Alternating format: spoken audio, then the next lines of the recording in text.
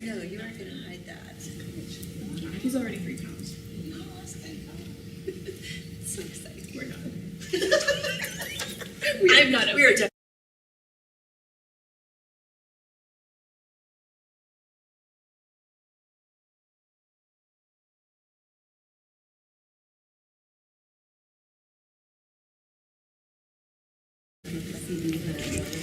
Okay, podium, mic check 1, 2, 3. Podium mic, testing 1, 2, 3.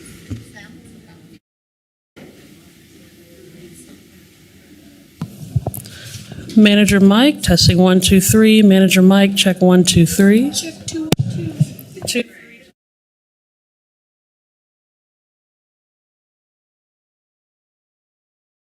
Okay, good. Okay, so it wasn't just me. I was like, I thought you could be I did here. a little while ago, but I blow dried it different today. Oh, okay, gotcha. County clerk, testing 1, 2, 3. County clerk, mic check 1, 2, 3.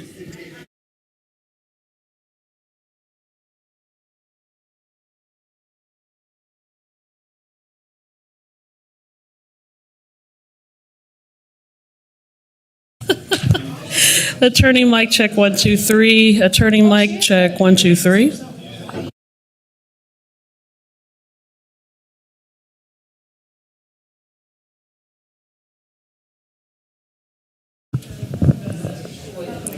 Meitzner mic check 1, 2, 3. Meitzner mic check 1, 2, 3.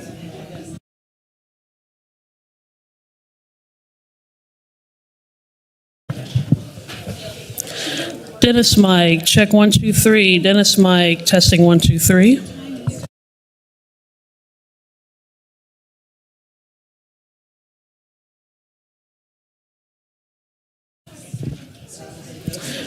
Beatty mic. Oh, excuse me. Beatty mic. Check 1, 2, 3. Beatty mic.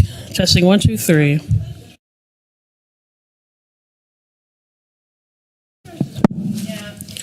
Lopez mic. Check 1, 2, 3. Lopez mic. Test 1, 2, 3.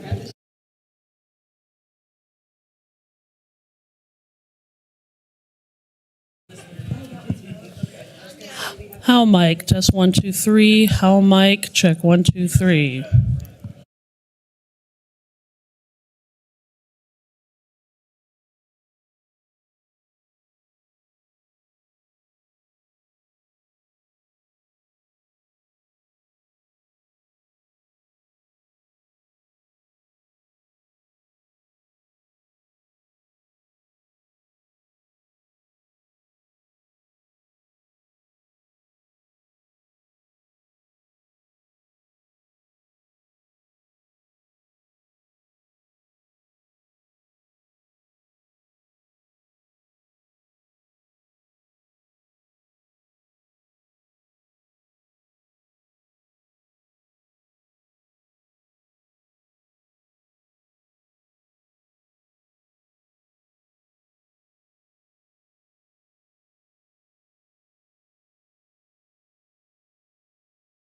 Good morning.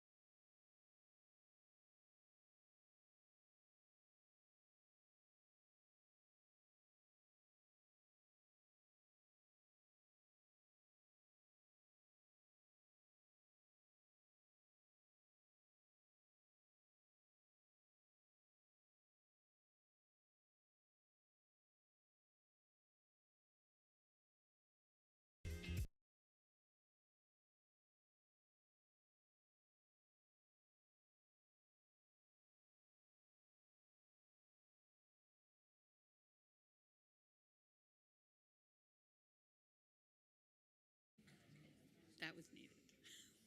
All right, hopefully you guys can hear me. We're going to be starting in about 2.5 minutes.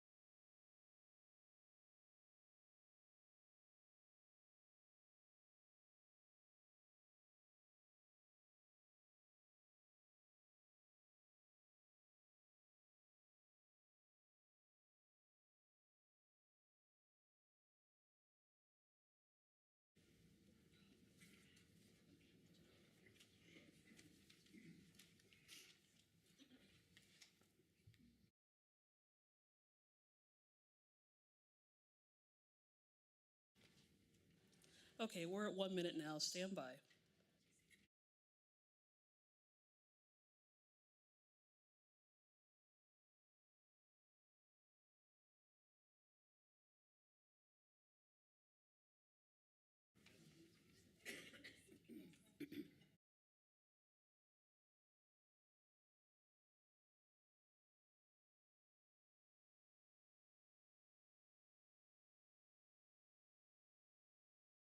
Forty-five seconds.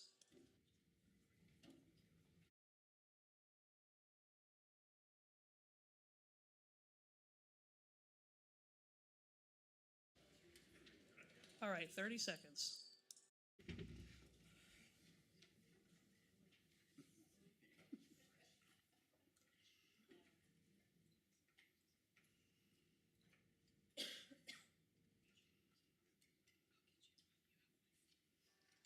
Okay, stand by. 10, 9, 8, 7, 6, 5.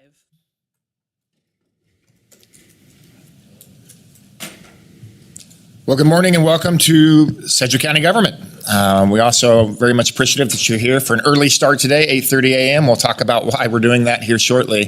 But thank you to those that are here this morning early and those staff that were able and flexible to able to make this work. If you're joining us online or on our television partner, KPTS, welcome. If you're joining us in person, we're glad that you're here. When you walked in today, you could have got a meeting agenda packet that will detail our meeting agenda today and our order of business. If you want to check out any of the supporting documents that we have access to and that we are reading, you can do it at sedgwickcounty.org. All the supporting documents are there for you to view. If you look at the order of business today, we do have a very busy day. We have 3 proclamations. And if you're here for a proclamation, we'll read the proclamation, receive comments, and then after all 3 proclamations, we're going to take just about a 10-minute break, and we're going to walk out into the lobby out here to get some good pictures. We want to be able to celebrate this proclamation with you, so just hold on till all 3 proclamations are done. And then we have some actions on 4 zoning cases. And the important announcement I need to make today is that we will have a hard break at 10:45 a.m. And the reason we're doing this is we have a really generational opportunity in this community with our biomed campus, and the groundbreaking ceremony is today, just south of here. And commissioners and staff are going to break to go celebrate that groundbreaking, and that's at 10:45 a.m. So we're going to do the very best we can to make sure we're moving forward as quickly as we can and not getting into a peculiar stop place. But we do have a 10:45 a.m. hard stop, and then we will likely reconvene at 1 p.m. this afternoon after we have the festivities over there, the reception, and then take time for staff and commissioners to have some lunch. So we'll do our best to keep moving this thing forward, but there will be a 10:45 a.m. Hard stop. I will officially call the meeting to order for May the 8th, 2024. Let's get to work. Madam Clerk, first item, please. Invocation to be observed by a moment of silence. Please remain standing for the flag salute.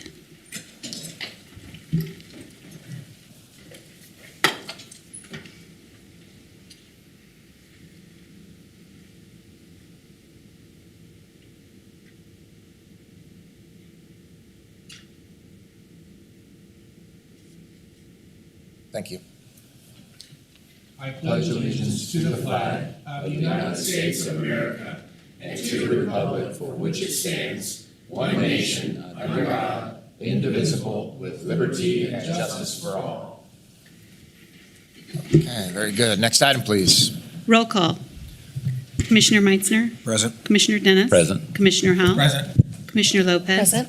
Chairman Beatty. Present. Next item, please. County announcements. Good morning, Nicole. Good morning, Chairman and Commissioners. Nicole Gibbs of Strategic Communications. County Treasurer Brandy Bailey is here to talk about second half taxes coming due on Friday, May 10th. Ma'am? Good morning, Commissioners. Brandy Bailey, your County Treasurer.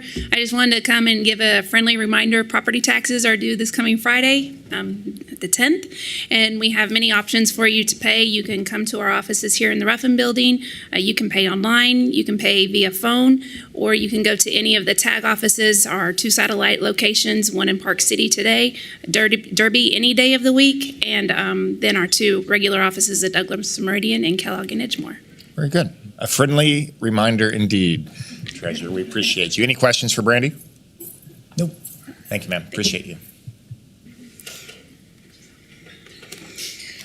For today's County Good News, the Department of Corrections Batters Intervention Program, also known as BIP, recently received full certification from the Kansas Attorney General's Office. This 2-year certification shows that the BIP has demonstrated full compliance with the essential elements and standards of batter intervention programs in Kansas. Whew, that was a lot. Communications put together a video to highlight their work.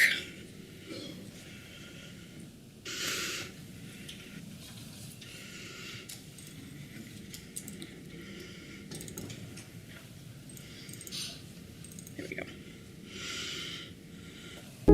Well, I had a struggle with drugs and alcohol. And then a bigger factor was once I get into the influence of drugs and alcohol, I tend to get violent. Well, I caught a couple charges, and I caught an aggravated battery, and by the grace of God, I didn't go to prison. Instead, both were assigned to Sedgwick County Community Corrections and then to the Batterers Intervention Program, or BIP, a 26-week course sponsored by the Attorney General's Office. So the goal of it is to stop violence in our communities, to prevent further violence, and to educate them on how to handle difficult, adverse situations without becoming activated or out of control. The beginning of the class was rough because we had to make our list of cruelties, and it made me look at myself. You know, things that I had repressed for a long time, things that I didn't care to change. Often the victims of violence themselves, offenders learn how to recognize abuse and break the cycle. I grew up like that. You know, my mom, dad, they had disagreements. And then as the class went on, I'm like, oh, I was abusive, you know? I learned to take a deep breath. Think about your actions before you do it and walk away. If it's not worth it, just walk away. You go into another room or you just leave, or there's a lot of steps that you could take to not go there. I don't have to get angry. I don't have to get violent. I don't have to be upset because somebody else is. Success stories like these depend on the officers building trust with the group by sharing their own personal stories. I mean, it's such a big deal because this is not work for the weak at heart. It's also not work for those who aren't experienced. In fact, the officers get such extensive and specialized training, it took Sedgwick County 2 years to earn full certification. Now, this is the only community corrections agency in Kansas trusted to offer BIP in-house. It's a completely different world having this program within the corrections system, and I think it removes so many barriers for our clients. For those who graduate the program, it can be life-changing. Vitasha is clean and sober and raising her son. Both Kevin and Antoine have jobs they enjoy. My family, everybody noticing my attitudes. I don't get angry as fast. I just let it go. I'm not living the life I used to live. You know, I'm living a very productive life, doing a lot of positive things in my life. I'm relieved of all of it. You know, I'm liberated.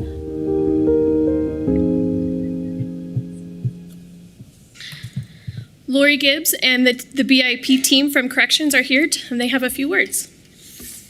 Hey, Lori, welcome. Good morning. Thank you. Good morning, Chairman Beatty and Commissioners. Lori Gibbs, Deputy Director of Adult Programs, and we are so pleased to share the good news that Sedgwick County DOC recently received full certification from the Attorney General's Office to offer this batterers intervention program.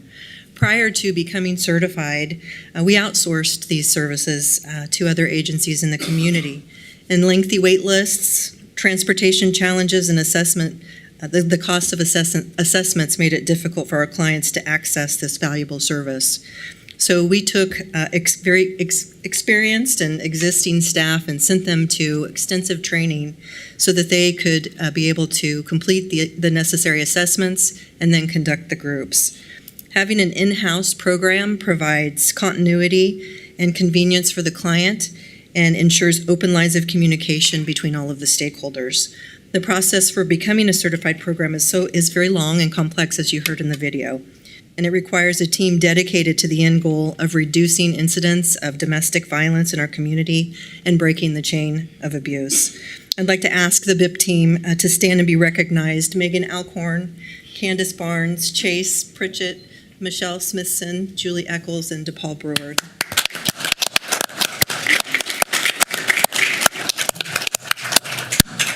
Nicole referred to them as the dream team, and I will not argue with that. No. I'd like to really thank the communications team. I think they did a spectacular job highlighting this program and also following the clients out into the community to highlight a little bit about the impact that this has on their family lives. So we really appreciate the video, and we appreciate the opportunity to share the good news with all of you. Well, we appreciate you, and we appreciate the dream team and the work that you guys do. And legitimately, this is significant for this community. A big part of what we do and what you do is you take those that have had challenges, maybe criminal history of sorts, and you find a way to reacclimate them into community again and bring them to a life of stability, into a life of that is void of the things that maybe got them into the situation they were to begin with. That's an important part of what we do in this community, and you're responsible for that, and you do a fantastic job. So on behalf of Sedgwick County and the Commission, we're grateful for this program. We're grateful for the work you guys do, and carry on. Commissioner Lopez.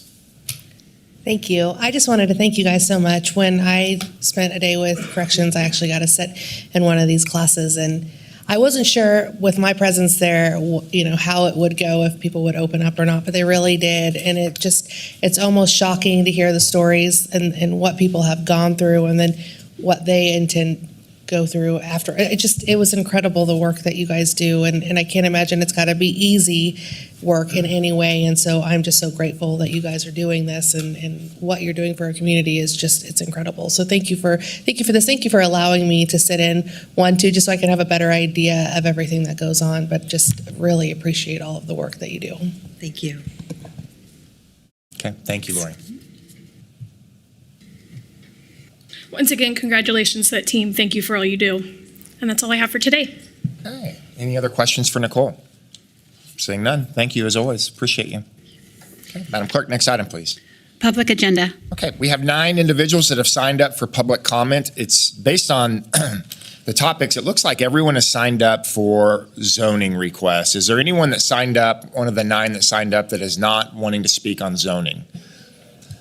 Okay, and I have a pretty good idea of, based on address, which zoning case you're doing. As we get into each individual zoning case, we'll open up public comment for these individuals on that each individual zoning. So we'll just wait until those times, and we'll call you as we go. Okay, Madam Clerk, next item. Consideration of minutes. Item A, regular meeting minutes of April 17th, 2024. Okay, Commissioners, we've all had an opportunity to review the meeting minutes. Do you have any questions or comments? Seeing none, I'll make a motion to approve the regular meeting minutes of April 17th, 2024. Second. A motion and a second. Madam Clerk, please call the roll. Commissioner Meitzner. Aye. Commissioner Dennis. Aye. Commissioner Howell. Aye. Commissioner Lopez. Aye. Chairman Beatty. Aye. Next item, please. Proclamations. Item B, proclamation declaring Police Week. Okay, we have wonderful proclamations. I will be reading the proclamation declaring Police Week. This is a proclamation of Sedgwick County, Kansas, whereas in 1962, the United States Congress first passed Public Law 87-726, designating May 15th of each year as Peace Officers Memorial Day, honoring federal, state, and local officers who have been killed or disabled in the line of duty, and the corresponding week is Police Week. And whereas, over the years, devoted law enforcement officers of America have courageously sacrificed their personal safety while working on behalf of the people. And whereas, because of their steadfast efforts to enforce our laws, we as citizens can enjoy a system of peace and order. And whereas, Sedgwick County desires to honor the valor, service, and dedication of not only its own sheriff's deputies, but peace officers everywhere. Now, therefore, it be resolved that I, Chairman Ryan K. Beatty, and the Board of Sedgwick County Commissioners do hereby proclaim May 12th through the 18th, 2024 as Police Week here in Sedgwick County, and we call upon our citizens to show their sincere appreciation for the many law enforcement officers of Sedgwick County, past and present, and their legacy of humble dedication and service to this community. Commissioners, you've heard the proclamation. I'll make a motion to approve it as read. A motion and a second. Madam Clerk, please call the roll. Commissioner Meitzner. Aye. Commissioner Dennis. Aye. Commissioner Howell. Aye. Commissioner Lopez. Aye. Chairman Beatty. Aye. And here to accept this proclamation is our Sheriff, Jeff Easter. Morning, Sheriff. Morning. Thank you, Nicole. Well, we appreciate the proclamation for 2024. Just a couple announcements. We have Police Week starts next week.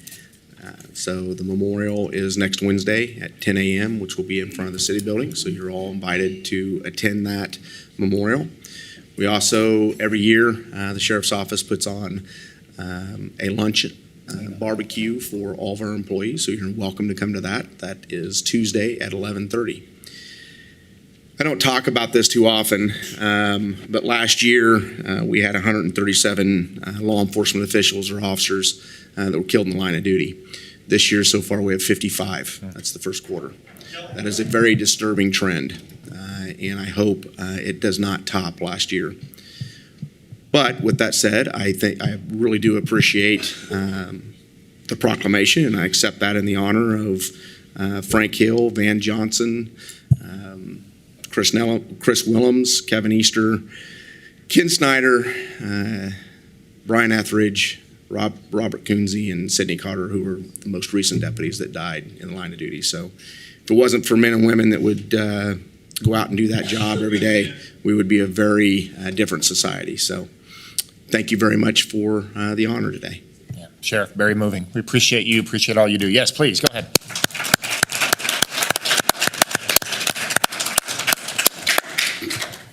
Very grateful for you, Sheriff, and the work you do and this Police Week and this proclamation and all that it represents.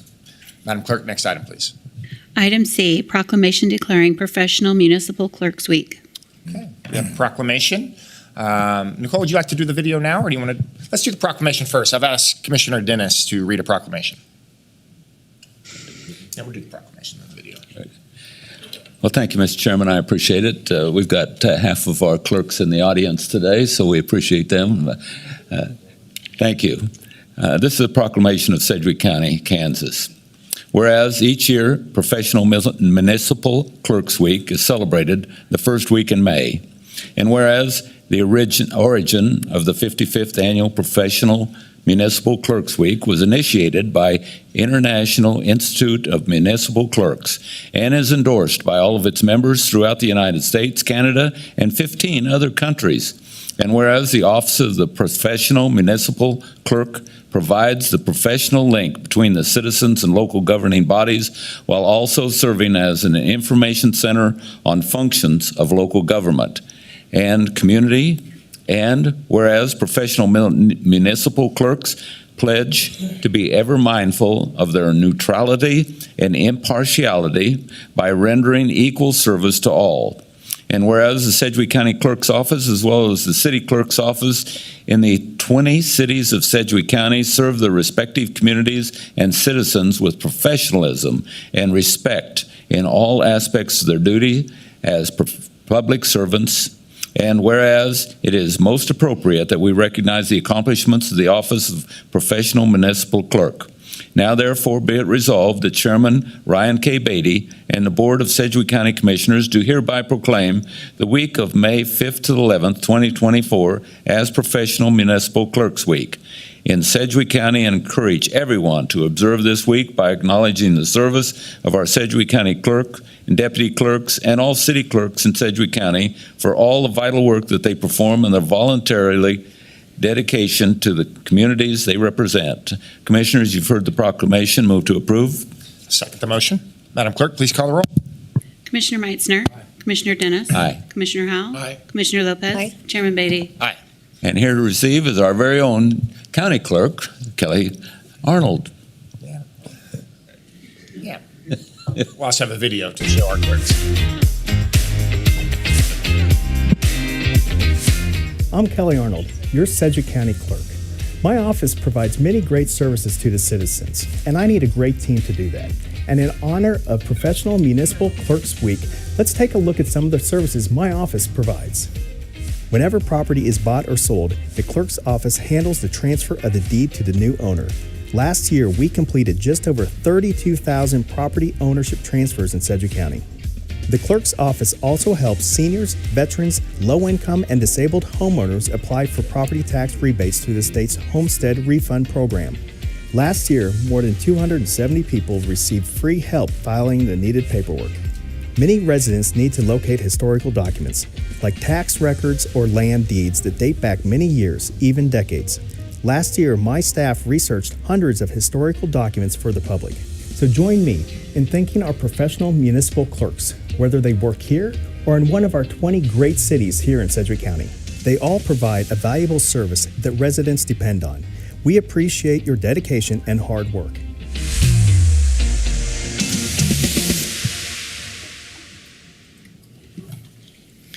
Well, thank you. First, say that Communications did a great job on putting together a video and showing a little bit of the work that we do in our office.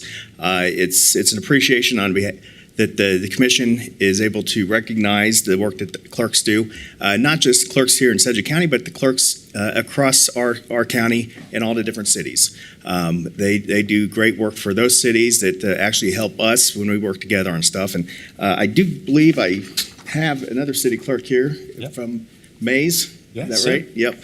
So I got Miss Sue Villarreal is here with us. I don't know if I had any others from the cities. And then, of course, I have several members of our staff that are here in attendance. So, but just want to say thank you. Appreciate what you guys do and appreciate the work that our staff does. Yeah, very good. Thank you. Kelly, thank you, and thank all the clerk staff and for all 20 cities in Sedgwick County, but you guys do a wonderful job, and the relationship's important, and there's a lot of movement and a lot of conversation and communication and collaboration that has to happen. So you're the utmost professionals at what you do, and we appreciate all the work you do for this community. So thank you. Thank you.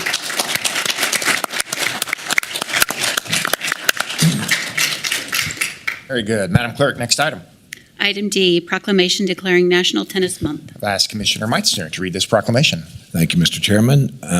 Whereas the USTA is the nonprofit national governing body for tennis in the United States and leads the promotion and growth of the sport at every level of play, from beginners to professionals at the U.S. Open. And whereas the USTA proudly partners with local tennis programs to showcase the important health, social, and educational benefits of tennis and make the sport available to everyone, regardless of age, environment, condition, or ability, through its USTA adaptive grants. And whereas the latest research by the Physical Activity Council, PAC, shows that more than 23.8 million Americans played tennis in 2023, an unprecedented 25% increase in participation over 2020, and the highest number of players since the PAC study began in 2007. And whereas by increasing the accessibility of tennis for citizens of Sedgwick County of all ages and ability, the USTA has contributed to making our community happier and healthier.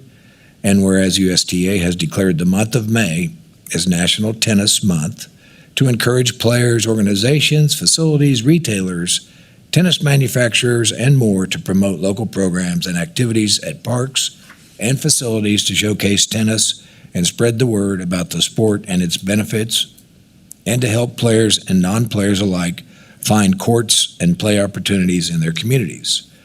Now, therefore, be it resolved that Chairman Ryan K. Beatty and the Board of Sedgwick County Commissioners do hereby proclaim May of 2024 as National Tennis Month and urge the citizens of Sedgwick County to become aware of and support National Tennis Month. That's the proclamation.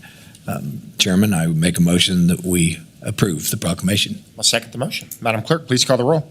Commissioner Meitzner. Aye. Commissioner Dennis. Aye. Commissioner Howell. Aye. Commissioner Lopez. Aye. Chairman Beatty. Aye. And here to accept is Carrie Morris, the president of the U.S. Tennis Association, our Kansas district. Yeah. Carrie, good to see you again. Oh, thank Take you so care. much. You And bet. actually, I'm filling in for Carrie today. Jaron Glazer with USTA Missouri Valley section. Thank you so much on behalf of the USTA Missouri Valley and USTA Kansas for this proclamation. We are very excited to continue serving communities across Kansas to make tennis more accessible for all. Again, as was read in the proclamation, the goal of tennis is to make it accessible for everyone of all ages and abilities, and to be able to adapt it to have tennis everywhere. So we are working on that and are continuing to grow the sport across the state. Yeah. Thank you. Thank you very much. Yeah, very good. Thank you very much for being here. Okay. That's 3 proclamations. We're going to take about a 7 to 10 minute break real quick. That way we can all go out and take some pictures. We want to be able to celebrate these proclamations. Just be patient. Give us 10 minutes. Please stay on your best behavior. We'll be right back.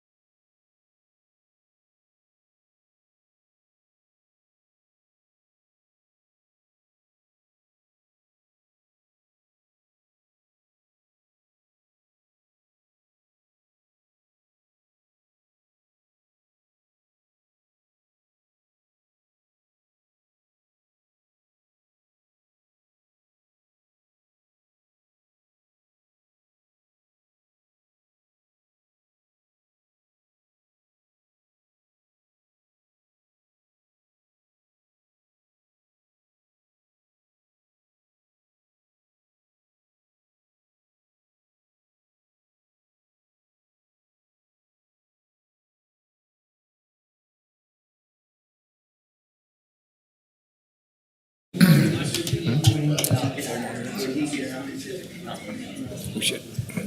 We didn't vote. Did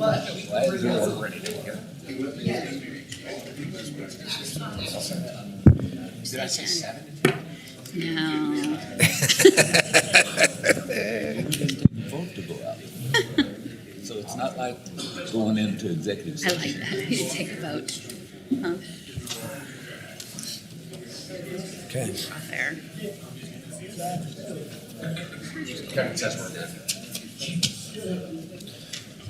Okay, we're back. Thank you for your patience.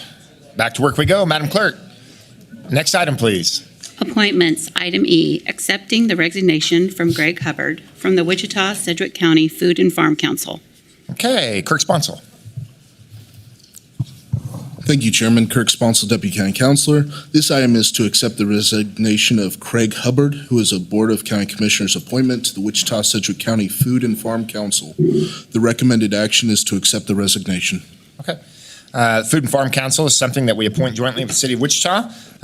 We appreciate all those people that serve in all these capacities of the boards. And so I will make a motion to accept the resignation from Craig Hubbard from the Wichita Sedgwick County Food and Farm Council. Second.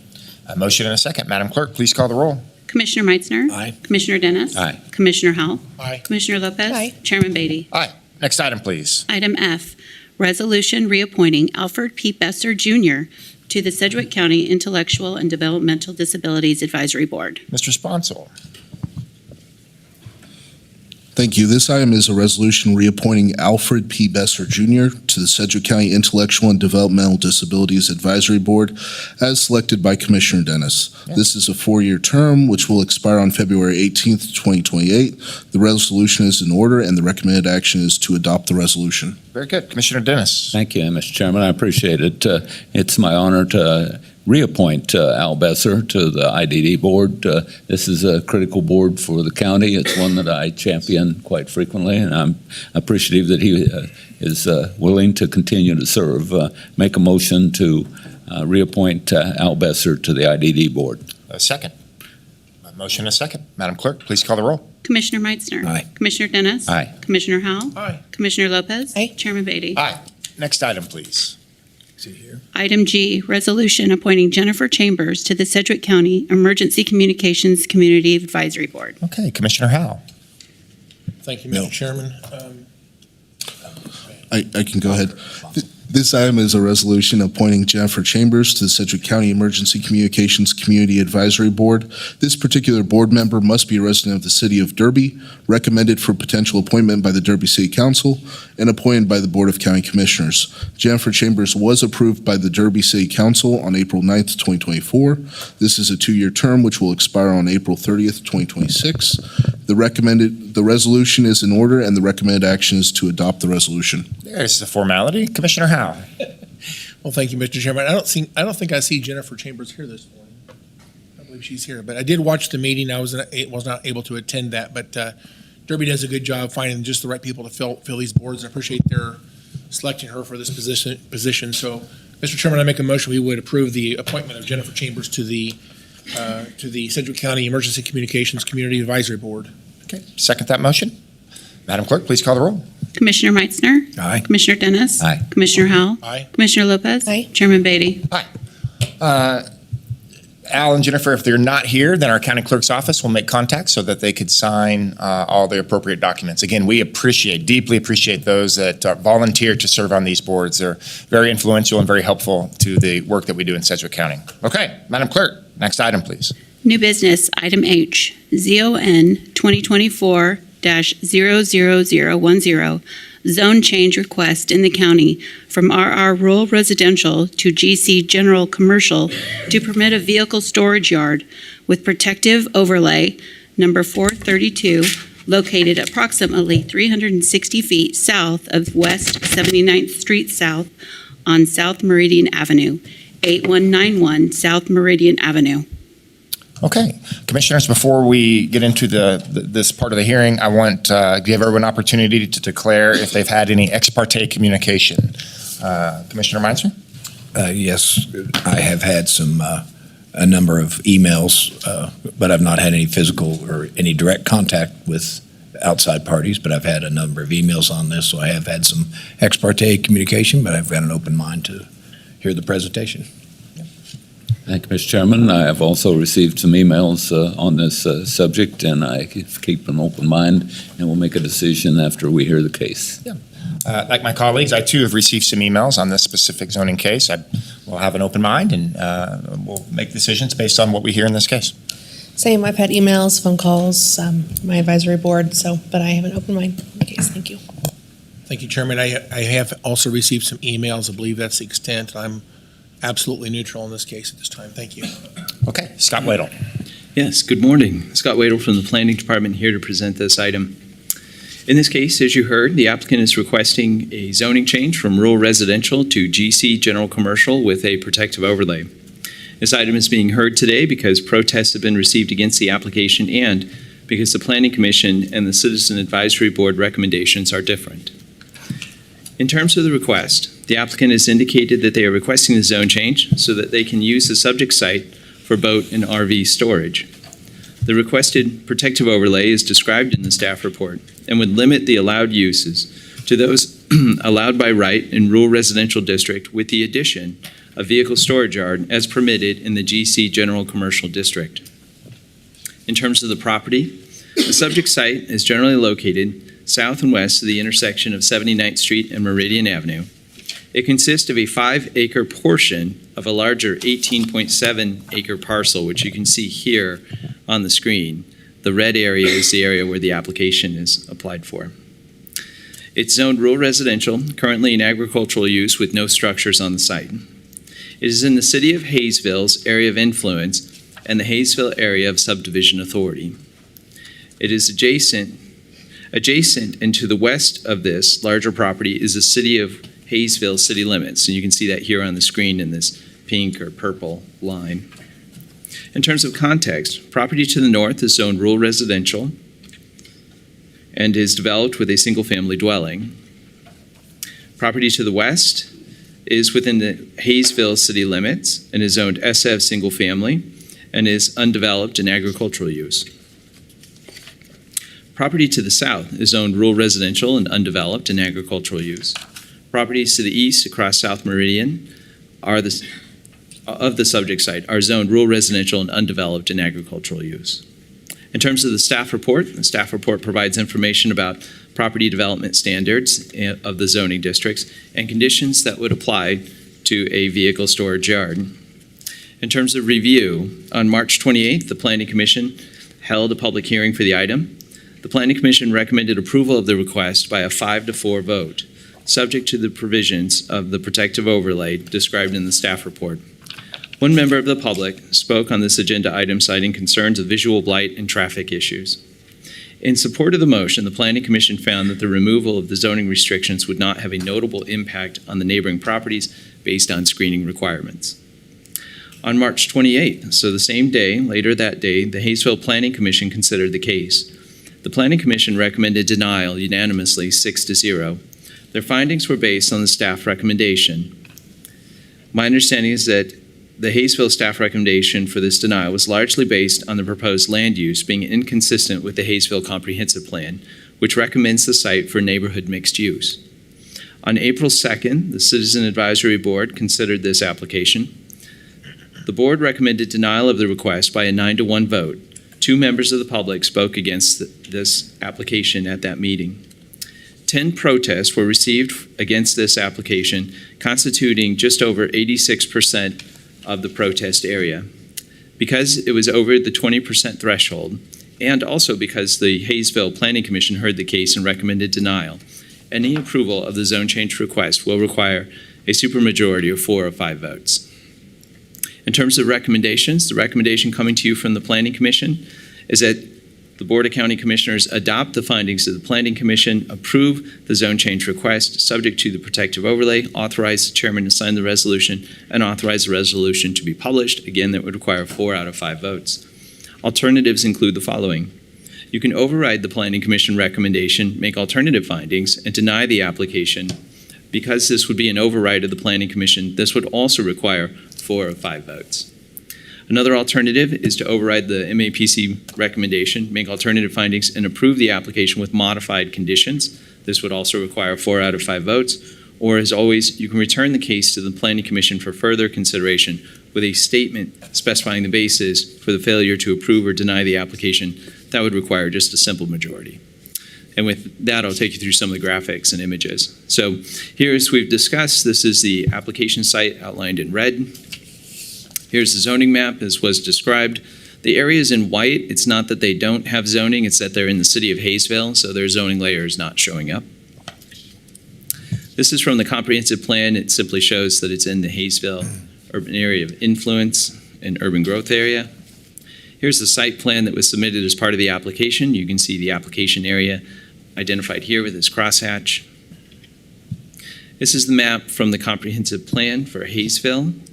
The property was identified as neighborhood mixed use.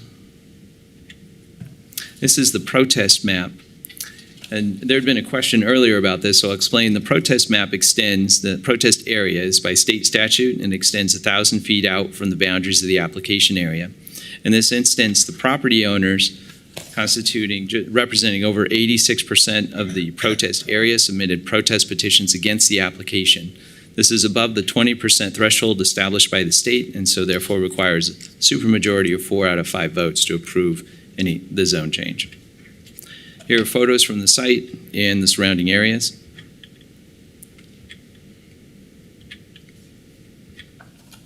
And with that, I'll stand for any questions. Okay.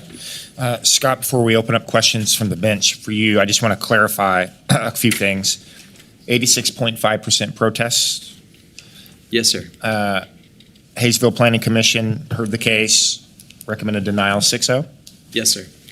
Citizens Advisory Board recommended denial by a 9-1 vote, but MAPC approved the request by a 5-4 vote subject to a protective overlay, correct? Correct. Yes, sir. Okay. Thank you. Appreciate the clarity.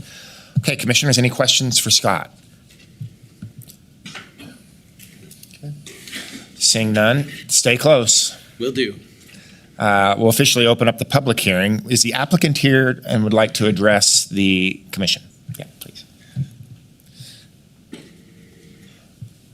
Good morning. If you just state your name and address for the record, the clerk will give you 5 minutes. Hi, my name is Kimberly Murrow. My address is 8191 South Meridian.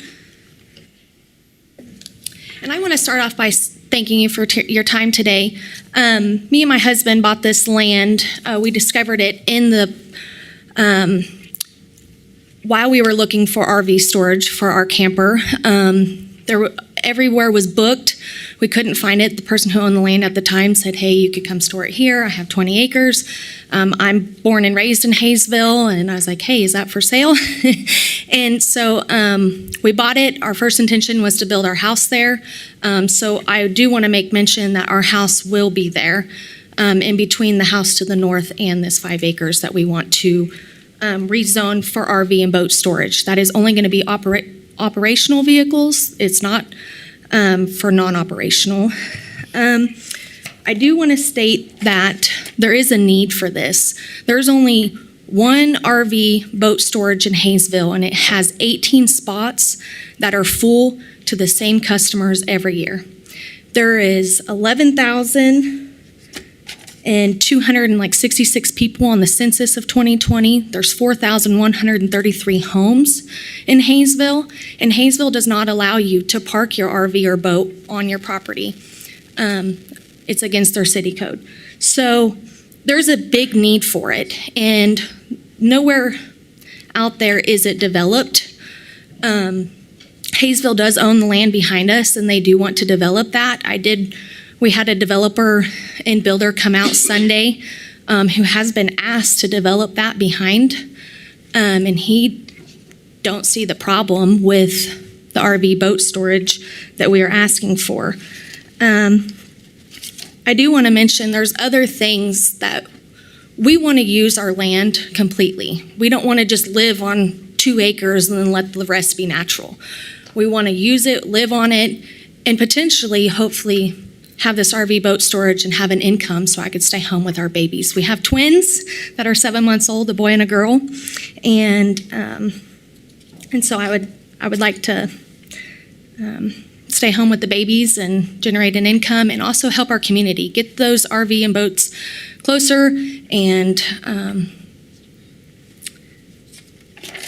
get them off the streets. And I think it's a perfect place for it. It's just right outside of town. It's close to neighborhoods. There's neighborhoods to the north there. There's going to be one behind us. Where are those 160 people that Hayesville wants to build back there? Where are they going to put their RVs and boats?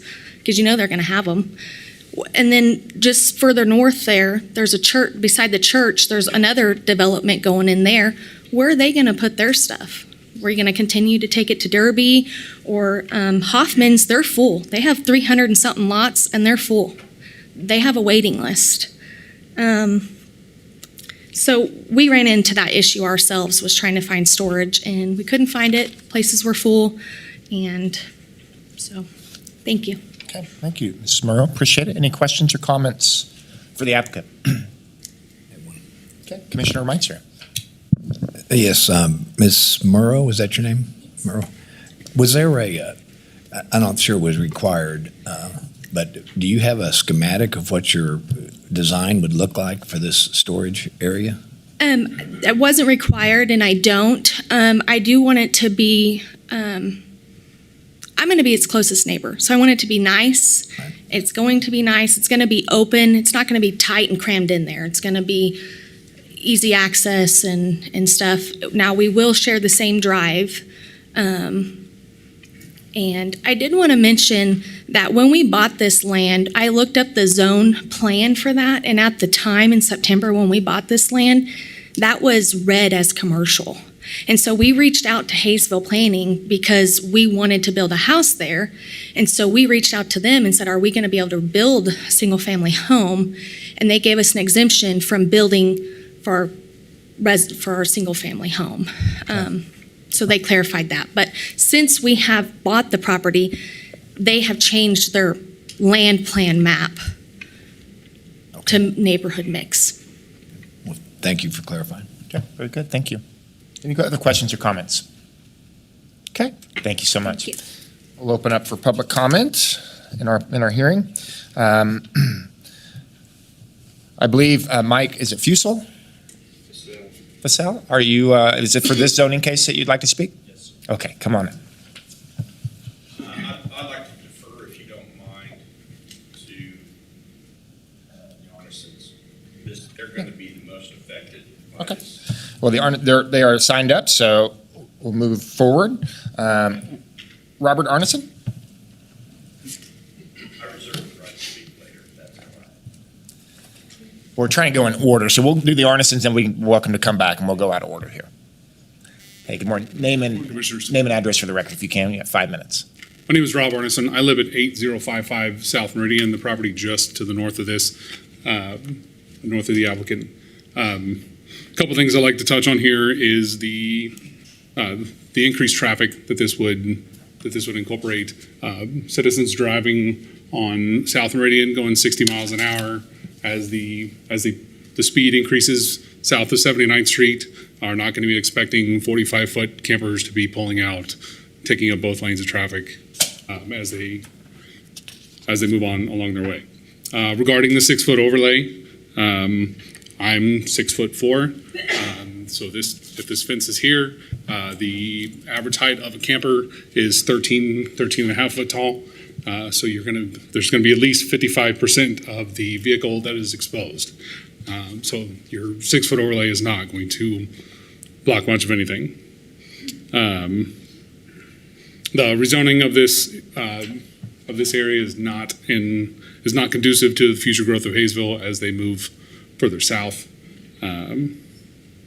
Thank you for your consideration and denial of the zone change. Okay, very good. Any questions or comments? Okay, thank you, sir. Christy Arneson.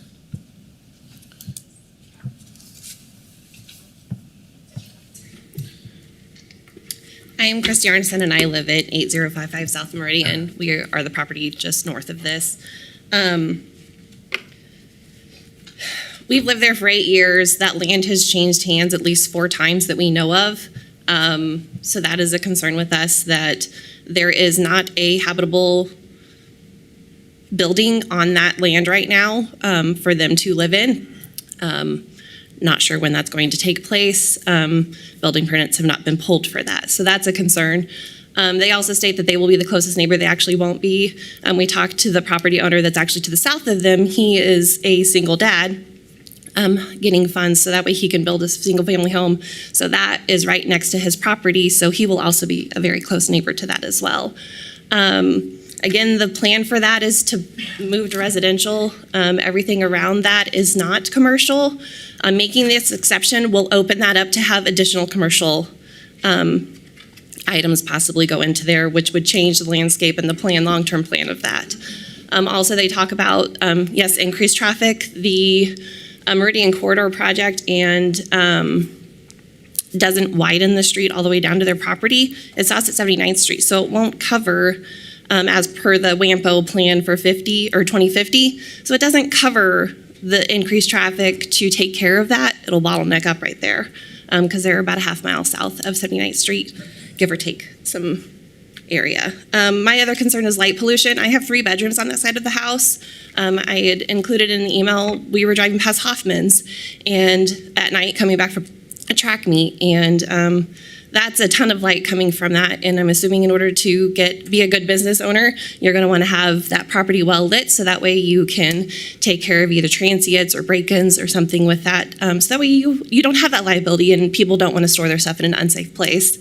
If they feel that there's a need for this, great, get your business plan together. There's plenty of commercial properties for sale. JT Transportation is on Broadway between 71st and 79th Street. That land is for sale, it's lit, and it's ready to go, it's commercial. If this is a good business plan, do it where it's conducive to the rest of the property around it. I know as a homeowner, I don't want to be on my front porch looking at this. I walk around my pond. Even if they build a house, there is no way they're going to block my view of everything that I have because you have to have a house so far from the property lines. There is no way to block my view of this property. And again, the overlay, yes, an RV is 13 feet high. Even if it is a brick wall, I'm still going to see the whole tops of RVs sticking out everywhere. I do believe that with the housing crisis and the residential need, Hayesville can only move south. And I feel that when the land across the street of Meridian is going to be developed, it's going to be difficult to develop that because I know as a resident, I do not want to look at that. But please, take your business plan and do it in a commercial area, and those are available. Okay, Christy, thank you. Questions or comments? I do have one, and it might be for legal counsel or maybe for Scott. The concern was that a rezone into a general GC would open up other potential uses. Could you help me understand the proposed protective overlay condition number 1? Would a rezone into a GC allow for other uses outside of what's being prescribed in this application? Yeah, great question. So typically it would. However, in this instance with a protective overlay is another level of zoning that can go on top of the base zoning. So in this case, the base would be GC is what it would be rezoned to, but a protective overlay can be more restrictive than the base layer. So in this instance, what is being applied for in terms of the requested protective overlay would limit the GC uses, those uses that would normally be allowed in GC, only to vehicle storage.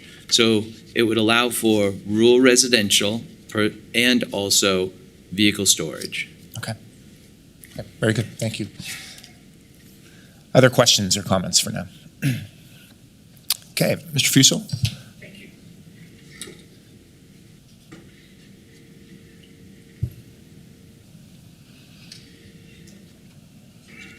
Good morning, sir. Name and address, 5 minutes from our clerk. Sure. First of all, I'd like to introduce myself. My name is Mike Fassell. I live at 2615 West 79th Street South. If you could refer to the map here, my property actually shares a south boundary with the north boundary of the Arneson's property. And so that puts me approximately at about 660 feet from the proposed zoning change. My property also does fall within the protest map that we saw earlier that was presented to us.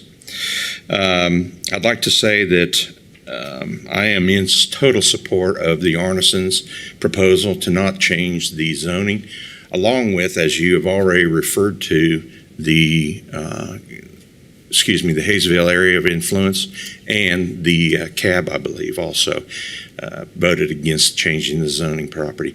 And again, as it was already pointed out, the MAPC was a very tight vote with regards to the change. So I'd like for you all to consider that when making your decisions. Along with these concerns, many have been shared, and I think they're all great ones. My main concern, and from your perspective, I think I would like for you to try to look at this and consider this as that in the future, Hayesville is bounded on several sides with regards to natural boundaries. Obviously, the city of Wichita on the north, and then it has the river to the east. There is maybe some opportunity for growth to the west, but predominantly south would be, in my opinion, the direction in which the city would grow. Since we've already talked about, and you are all too familiar with the fact that there is a limited amount of residential property and residences within the community available to people, I would like for you to also consider that with regards to the future growth of the community and of the county itself. One thing that I would like to point out is, and someone said something about a property being available on Broadway. Meridian and Broadway are traditionally the main thoroughfares and arterial roads through north and south through Hayesville, the property or the community of Hayesville. And Broadway has always been a very business-oriented road through the city. Not necessarily always to everyone's liking, but it is. And there are properties available on that road. So in my opinion, that kind of narrows growth as far as a main arterial road for residential properties to the south as being Meridian. There was a survey done several years ago. It was called the Meridian Corridor, South Meridian Corridor. And a lot of things that were proposed were additional growth with regards to residences up and down that particular area, south of 79th, actually I believe south of 55th on down about 87th Street. So what I would like to encourage, I just want to encourage you to consider all these things with regards to the growth of the community, the recommendations that have already been made, the effect that it would have on the residential properties already in the area, plus the residences that the city of Hayesville are proposing to build and develop on the area just to the west of this location that's being proposed. So I would just like to once again encourage you to consider all those things when making your decision. Thanks, Jim. Questions or comments? Okay. Based on who signed up for public comment, I believe that satisfies everyone that signed up for this zoning case. Oh, okay. I might have missed one, yeah. Forgive me. Come on, go ahead and come up. Just name and address for the record, and clerk, give you 5 minutes. Georgie Carter, Deputy Administrative Officer for the City of Hayesville. I am here to request that you deny this zone change. It was originally recommended to be denied from MAPD staff based off the 8 golden rules. Hayesville Planning Commission also agreed with that staff report of denial, and then also the knowledge that this area is our future residential growth. The property directly adjacent to this lot is an 80-acre development that will begin development in the next year to year and a half. That will already has interconnected lakes, infrastructure and everything will begin on that. We currently have a plat under review for the corner of Meridian and 79th. That is single-family homes. That same property owner owns the property that you see in the right-hand corner there. Also own that property that is set for future residential growth as well. We also have a large project to service other single-family residential homes in this area for water and infrastructure. Secondly, a protest petition was signed by everyone in the notification area except for the applicant. I believe the 86 is only because one was missing a second signature and they were out of town, so I think that number would have even been higher if they would have been available to sign that. Lastly, I just want to remind you that the zone change goes with the property, not the property owner. So any future person that would purchase this property could use it for the vehicle storage yard, but may not be in the same use as the owner now. In our zoning chart, a vehicle storage yard is not allowed until heavy commercial or industrial use, and it's not something that we would want next to single-family residential. I want to point out the resident was given an exemption for platting when they were looking at a building permit for building a home. That was only for single-family use or agricultural use. It would not be for commercial. So that is the reason that was given as an exemption. Also, I had spoke too quickly in the CAB meeting. If a HOA does not allow storage on a property for single-family residential in Hayesville, it's not allowed. But otherwise, if they're not in an HOA, as long as it's on an all-weather surface and meets code, it is allowed for storage in single-family residential. So I think that's all I have. I stand for any questions, but thank you for your consideration, and I appreciate your support. Okay, 1 second, Ms. Carter. Commissioner Howe. Yeah, thank you. I have a couple of questions. Thank you, Chairman.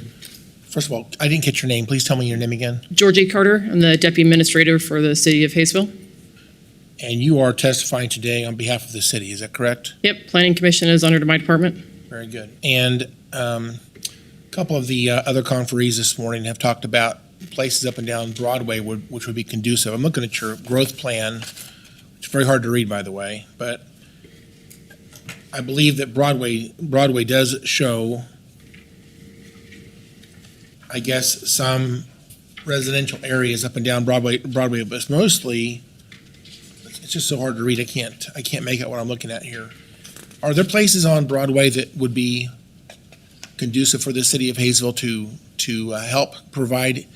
One of the conferees talked about the lack of storage. I'm just curious about how does that get solved if not for this applicant's plan? What is Hayesville's plan for providing additional RV storage in the community? Do you have a plan? There is places that were available for sale along Broadway that would be heavy commercial and industrial use. Broadway is unique in one thing that you see the mixed residential, the industrial along there.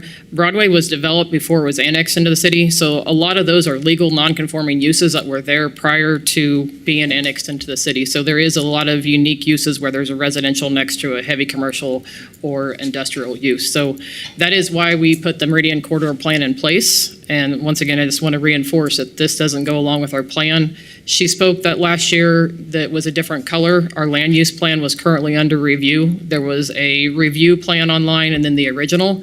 That's why there was two different ones. Planning Commission was holding their public hearing for that under review.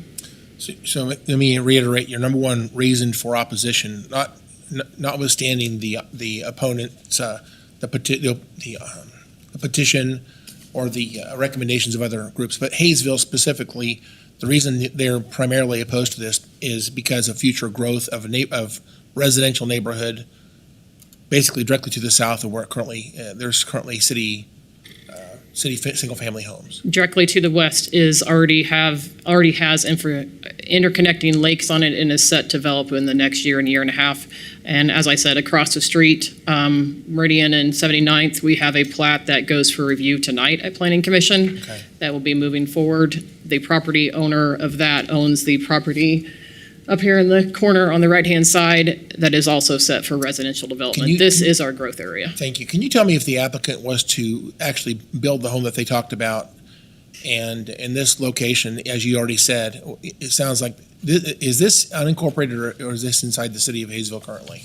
Outside of Hayesville. It's outside. Area of So influence. right now, there's no reason they could not park their RV on their own property and build their own home on their own property. That plan in terms of their own property use is just fine. The only question is whether or not this would be zoned for commercial RV storage. And that's, if you will, a business plan. But in terms of them using their own land for their own RV storage as they described and for their own home, that would be okay. As long as they adhere to Sedgwick County Code, yes. All right, thank you so much. Those are my questions. Okay, appreciate that. Thank you, Ms. Carter. Okay. Steve Howerton?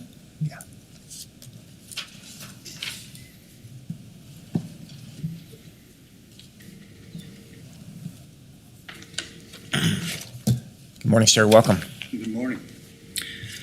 Name's Steve Howerton. I live at 8019 South Meridian, which in the picture, I'm the very top corner. And I have two concerns. My first concern is basically pollution.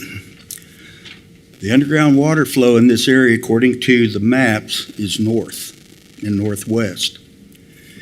If you park 5 acres worth of vehicles on that property, I don't care what kind of vehicle it is going to leak sometime and something. You're going to have diesel, gasoline, antifreeze.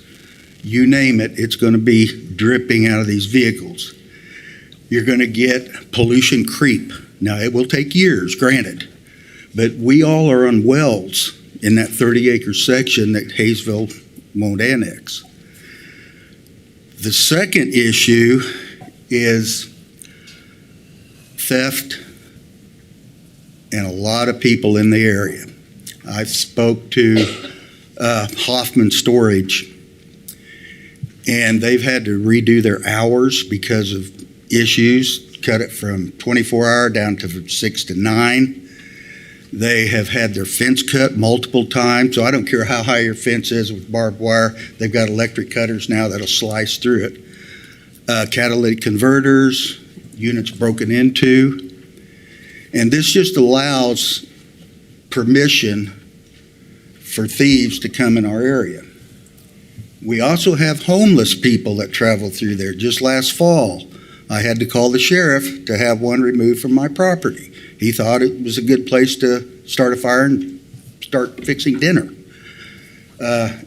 Our Meridian corridor is getting more and more of those. It used to be Broadway, but now they have moved over to Meridian, and just about any day, sometime during the day, you're going to see a homeless person up there. And with the property that we've got, mine has got a lot of trees. They can get in the trees and so on, but they can also break into that camper area and get into RVs. They can't patrol it 24 hours a day. Security, until they build out there, should they build, internet service isn't good enough for them to have a 24-hour remote recording and monitoring operation for that facility. So people can go in there, run around, do whatever they want, and just have a heyday there. And they will set up camp. The police, sheriff, and all that, they watch this area, and they have told us many times that the homeless are an issue now. And they come to my house to look at my cameras sometime, because I've got cameras around my home, to see traffic accidents and so on. So anyway, I thank you for your time. Yeah. Thank you, Mr. Howerton. Appreciate it. Any questions or comments? Nope.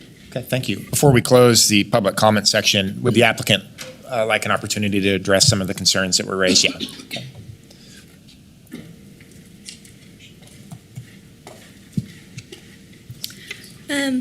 As far as the light pollution, we plan on having motion sensor lights out there because, again, we want to live out there, so we don't want to stop our vision of the stars and everything else. As far as Hayesville's growth, Hayesville just got a new leakers, and their mayor's on the news saying, we want more businesses here, but yet they're here trying to stop a business from being there and telling us, well, there's other properties available. I'm not a millionaire. I can't go buy all these properties. We want to make full use of our land. There's other things that is permitted under rural residential that we can do out there. We can have a slaughterhouse. We can have a weld shop. We can have, there's multiple different things that we could do on our piece of land to make it useful. And as far as Hayesville and saying that Broadway is more fit, there is commercial and residential butted up to each other in every street in Hayesville. Let's take Grand, for instance. There's a Trudeau Automotive with a thrift store right beside it, with residential houses backed up right behind it. On Broadway that they talk about, there is the one RV storage that has 18 lots with mobile homes behind it, homes across from it. There is a salvage yard on Broadway with homes directly behind it. Just all through Hayesville, if you look, there is residential, there's commercial and residential behind it. So I don't think it's going to stop a developer from developing this. Like I said, we had one come out Sunday, and he had no issue with what the problem was. And it's intertwined everywhere, commercial and residential through there. And what's not showing here is 2 lots down is a sod farm that went in from Cedar, that they just dug one of those big water things to water it, that we're concerned about if a well drying up all the water. So there is a need for it. We want to use our land to benefit our family and our community, and provide an extra income for us. And with that being said, we don't want to just let that lot, that 20 acres, just be natural grass. We want to make it to where it'd be usable. Thank you. Okay, thank you, Ms. Morrow. Okay, I'll officially close the public comment of this zoning case and bring discussion back to the bench. Questions, comments, or motion? Commissioner Howell. Thank you, Mr. Chairman. I want to ask our planning staff, it sounds like you guys had an initial recommendation before it even went to Planning Commission or to the CAD board. Can you please tell us what that was and what was your thinking for that recommendation? Sure. Yes, sir. So the Wichita Sedgwick County Planning Department's recommendation was for denial, and that was based again on the City of Hayesville's comprehensive plan. We also reached out to the City of Hayesville staff to get a sense on what that plan recommended, what the future of Hayesville was in that area, and get a sense of what their perspective was on it. So it was largely based on the Hayesville comprehensive plan. All right. Thank you. That's all my questions for you. That's all my questions, Chairman, for now. I'm willing to make a motion if necessary, appropriate time. Okay, Commissioner Lopez. I do have a question. There was a couple of concerns mentioned about environmental damages potentially and traffic. Could you address either of those? Have those been looked into? As far as the environmental concerns, it was brought up about using the full 5 acres for vehicle storage. And I would just point out that we have a difference in terms of rural residential by conditional use will allow up to 10,000, but 10,000 square feet to be used for vehicle storage.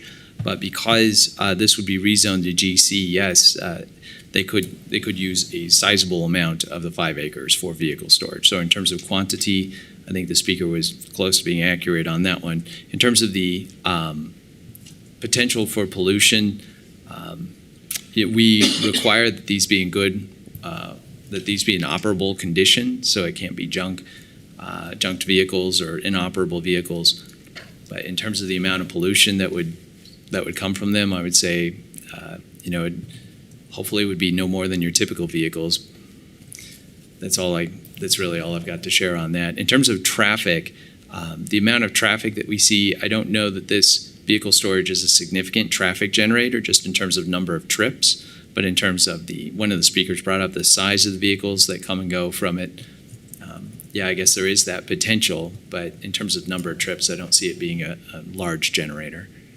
Okay, thank you. Okay. Other questions or comments? I would just say that anytime we're working with a zoning case, the balance is never easy. We're balancing property rights with this balance between, especially if we go from single family or in this case, rural residential to general commercial.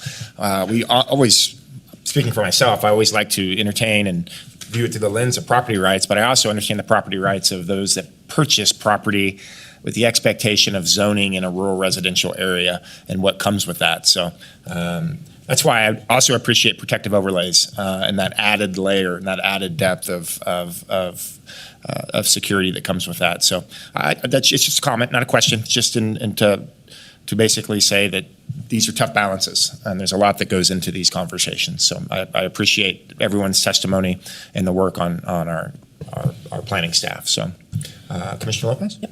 Well, I was pretty much going to say almost exactly some of that, so I won't repeat any of it. But this is a really hard one for exactly those reasons, because we want to honor property rights, but we also want to honor the property rights of the neighbors around it as well.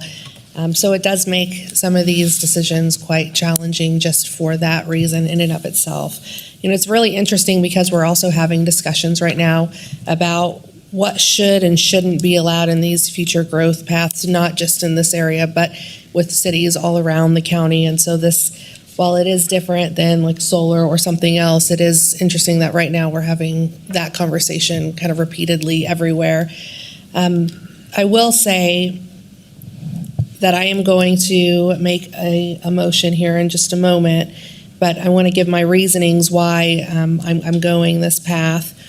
So with this one in particular, I really look towards the city as well, because this is in our future growth path and what this is going to look like.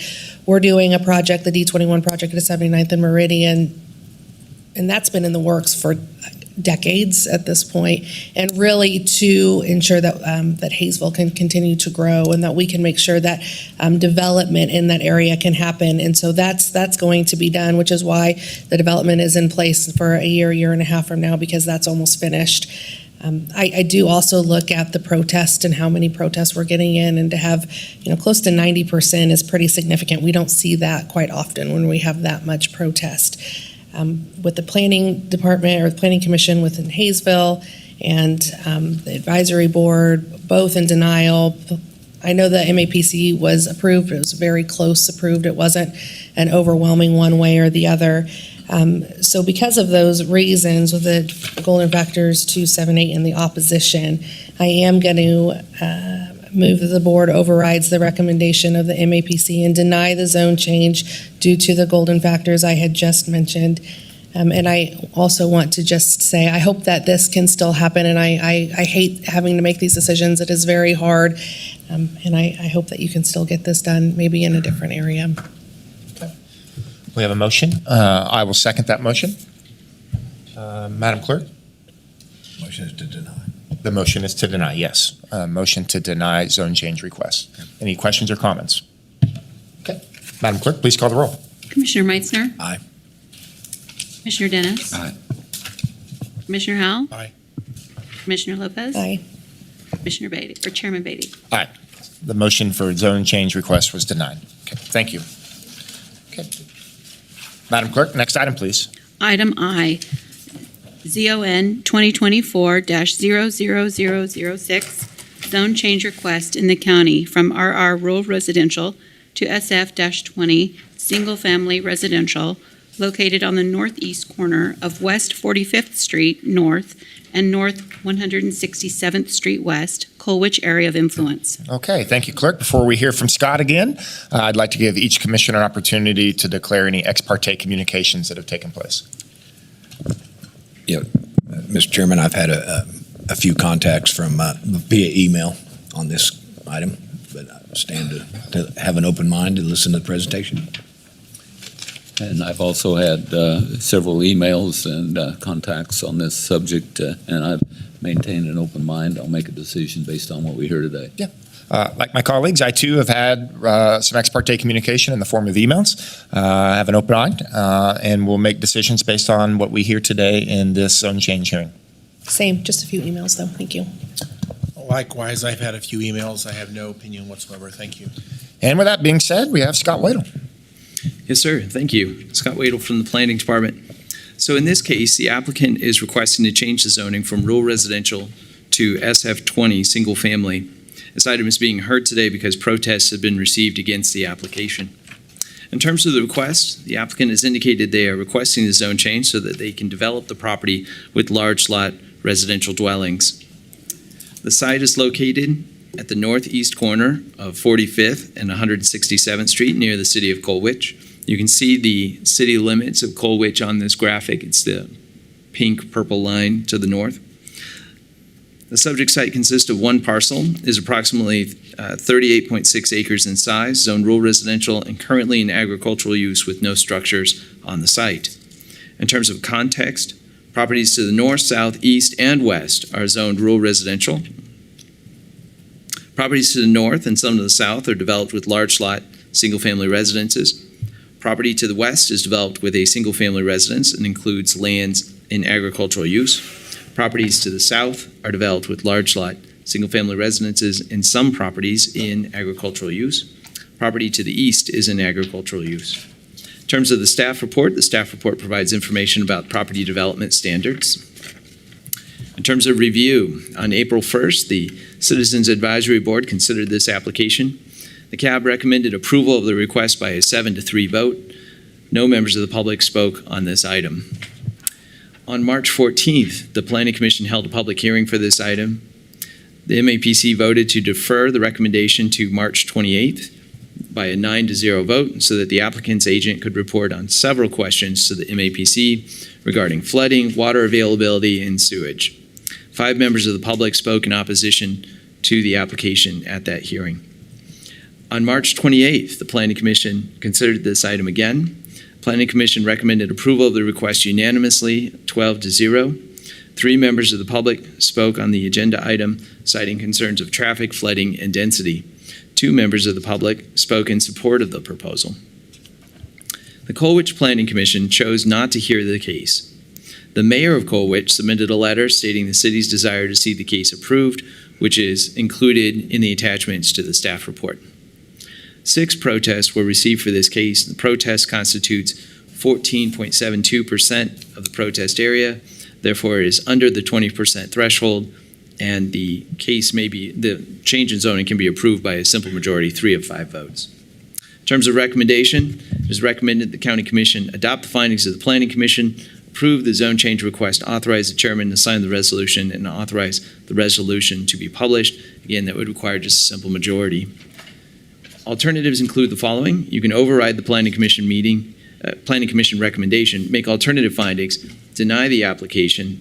This would require 2/3 majority of 4 out of 5 in terms of votes. Or, as always, you can return the case to the Planning Commission for additional consideration with a statement specifying the basis for why. And that would require, again, a simple majority. So with that, I'll take you through some of the graphics and photos. Here's the aerial showing the site. Here's the zoning map, as you saw, largely surrounded by rural residential. This is from the comprehensive plan showing that this is in the urban growth area and urban area of influence for the city of Colwich. This is the graphic that was submitted with the application by the applicant. This is the protest map. Again, just over 14%, so it was under the 20% threshold. Here's photos from the site and the surrounding area.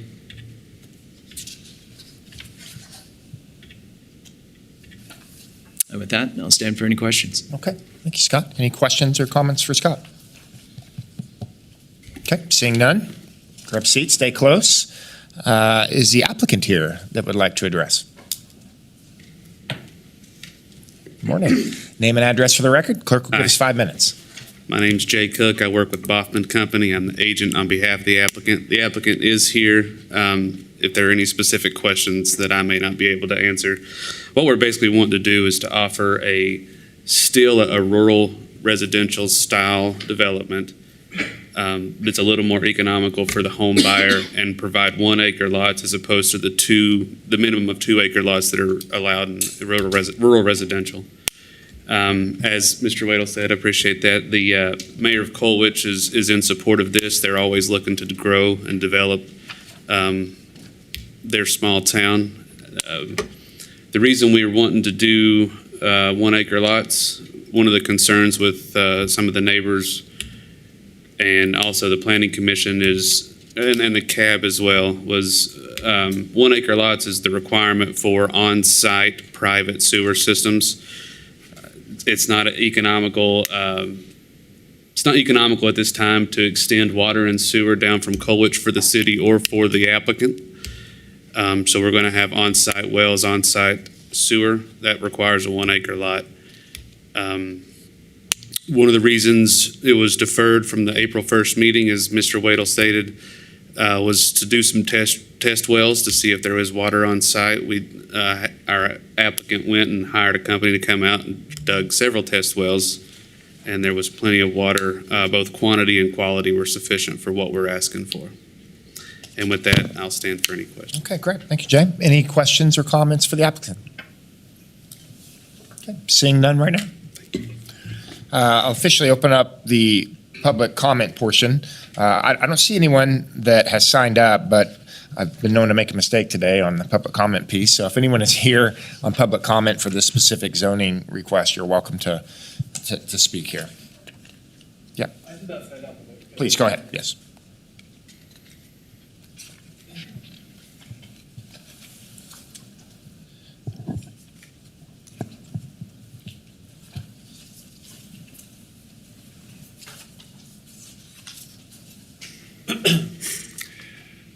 Name and address? Yes, please. Ryan Campbell. I'm at 208 South Crocker Court, and I'm currently building on 45th Street, so I'm near that area.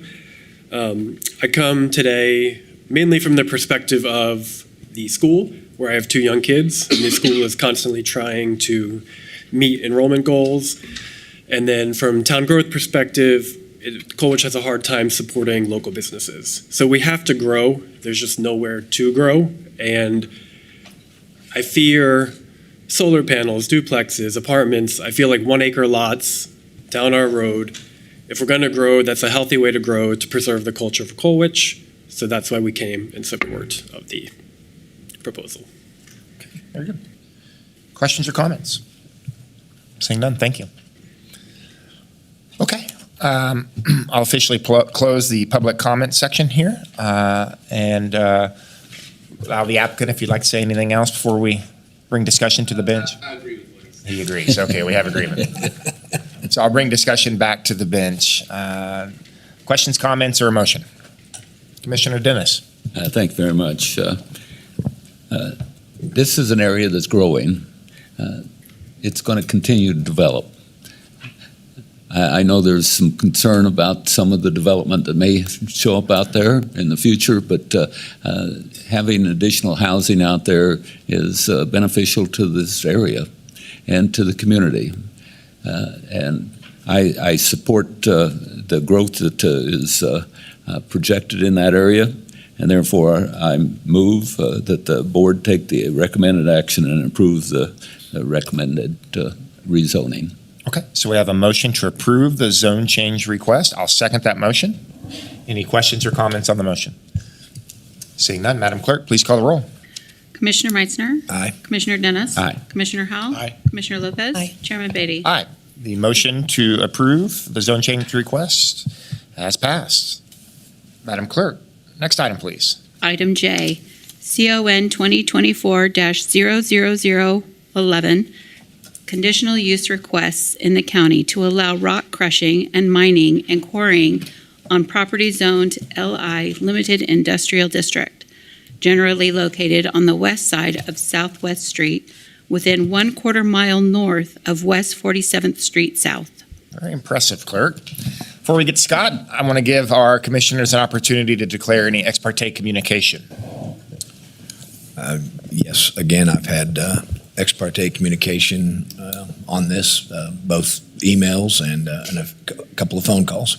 I stand to have an open mind to hear the presentation. And I've had some minimal ex parte contact, but I keep an open mind and can vote on this after hearing the case. Likewise, I've had ex parte communication in the form of emails. I'm open-minded and neutral on this case, awaiting the presentations. I too have had emails and in-person conversations as well, but I have an open mind going into this. Thank you. Thank you, Chairman. I only had emails and no conversations with anybody, and I'm totally neutral. Thank you. There we are. Okay, Scott Wadle. All right. Yes, sir. So for this case, the applicant is requesting 2 conditional uses. The first is to permit mining and quarrying at the site, and the second is to permit rock crushing. This item is being heard today because the Citizen Advisory Board and the Planning Commission recommendations are different. In terms of the request, the applicant has indicated they are requesting the conditional uses in order to allow for soil extraction to continue at the site and to introduce crushing of concrete and other materials. The applicant has indicated they would like to undertake these activities at this site because of its close proximity to the City of Wichita West Street Road construction project. In terms of the property, the site is generally located on the west side of West Street and north of 47th Street.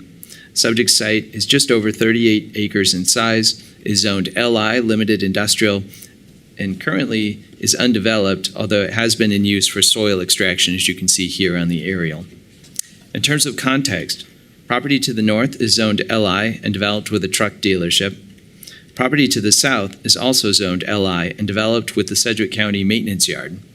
Properties to the east are in the city of Wichita, which you can see the boundaries for the city of Wichita here, this pink-purple line. Those properties to the east, one of them is developed and is zoned MH, Manufactured Housing District, and developed with manufactured homes, as you can see here. One of the properties is zoned GC, General Commercial District, and developed with a self-storage facility. Multiple properties are zoned TF3, two-family residential, and developed with duplexes. We'll go to that. There we go. And property to the west of the subject site is zoned LI and developed with a railroad. In terms of the staff report, the staff report provides information about the requirement for the conditional uses and recommended conditions that would go along with those conditions. The Planning Commission recommended conditions include the following: limitations on the hours of activities, including trucking and rock crushing, limitations on the number and frequency of days that the rock crusher can be used, and requirements for dust suppression action. There are a number of conditions that are included beyond those, but those are ones that I wanted to highlight. In terms of review, on March 28th, the Planning Commission held a public hearing for the item. One member of the public spoke in opposition to the requested conditional uses with concerns regarding noise and dust. The action of the Planning Commission was to recommend approval of both requests. The recommendation for approval for the mining and quarrying was a vote of 11-1.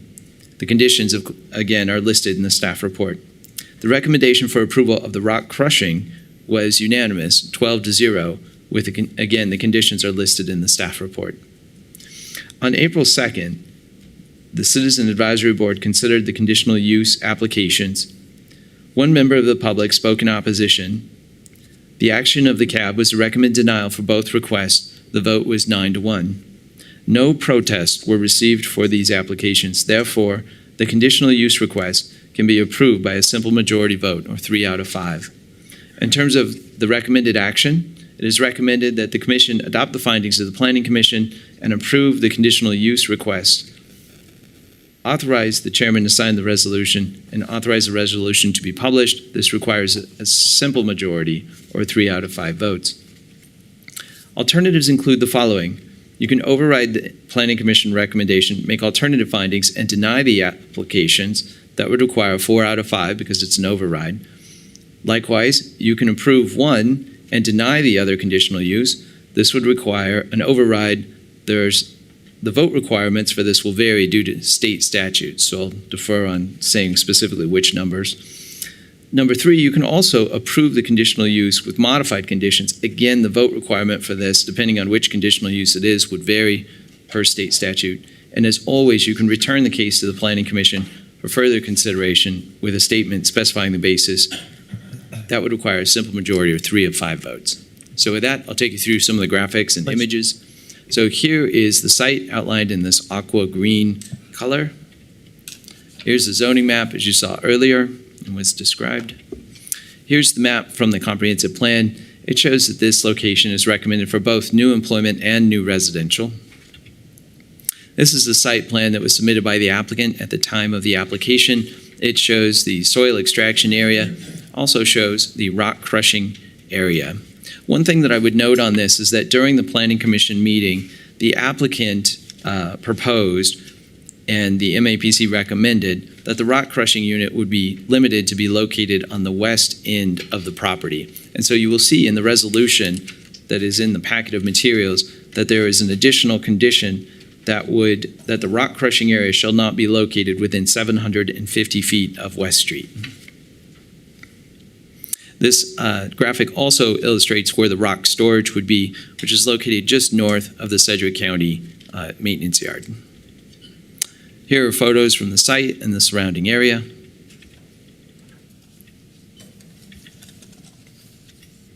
And with that, I'll stand for any questions. Okay, thank you, Scott. Any questions or comments for Scott? Oh, sorry, Commissioner Howe. Thank you, Mr. Chairman. Just want to clarify. So, yes, sir. Planning staff recommended denial on both. We did, yes, sir. And I would, one thing I would point out is that we are the first recommendation that comes out.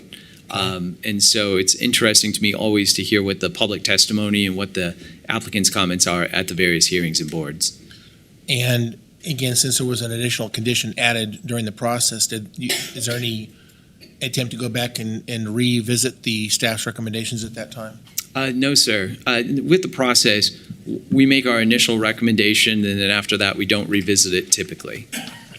So MAPC approved both of these Yes, sir. almost unanimously, if you will. That is correct. Okay. All right, that's my only question. Thank you. Okay, I want to clarify just to make sure I understand fully and the public fully understands. There are two conditional uses being considered. Yes, sir. Okay, one was for mining and quarrying. The Planning Commission voted 11-1 to approve those 11 conditions. The second is for rock crushing. Yes, sir. The commission voted to approve 12-0 on those 12 conditions, correct? That is correct, sir. And at the MAPC meeting, it was discussed by the applicant to ensure that the rock crushing unit would be located further to the west. And so there was an additional condition, a number 13, which is not shown on the staff report, but is included in the resolution, which is attached for your consideration. And that 13th condition is that the rock crushing area shall not be within 750 feet of Southwest Street. Okay, so that's further clarity on number 7 of that. Okay, got it. Sir. So there's 13 conditions. 13 conditions Understood. on the rock crusher. Very good. Okay, Commissioner Lopez. Thank you. I just have one concern, and well, just in general and kind of how we do this process. And I know it's by state that we reach out to the owners of the property, but most of the people that live in this area are renters. So I don't know if there's any way, if there's a high rental area, that we can actually get the information to renters instead of the owners, because I don't know how many people that, I know they get a sign, but if they don't see the sign, or you know what I mean? Sure. In terms of this conversation, I would also point out that this is a conversation that the city of Wichita is also having regarding zoning cases. And so first I would point out that there are a variety of ways that folks are notified. One is through the letters. The letters are per state statute, and those are sent out to properties within 1,000 feet of the application area, which is outlined in that aqua color. It goes to the property owners, as you've indicated. It does not go to the properties. But there is also a sign that's placed on the property. It's those red and white signs about yay so big. There's also a newspaper notice, which is published. And then there's also, we publish it, of course, in our agendas and materials that go online. Yes, this has come up in terms of questions about, can we change the process? And yes, local governments are able to modify the process in terms of who notification gets sent to. You can go above and beyond what the state requires. You can't do less. It would not change the protest area and the protest process. That is established by state statute, and so there's no modifying that at the local level. Thank you. Okay, good question. Any other questions for Scott for now? Okay, Commissioner Howe. Thank you, Chairman. Just to clarify that, I would assume that, did anybody, I think I already know the answer, did anybody in those residential areas that are rentals, did anybody come and speak at the Planning Commission or the CAB board, do we know of? In terms of areas that are rentals, I would think that the most significant one in terms of number of renters would be the mobile home park. The owner of the mobile home park did show up at and testify at the Planning Commission meeting, and I believe may have been at the CAB meeting, because there's an indication there was one person who was there.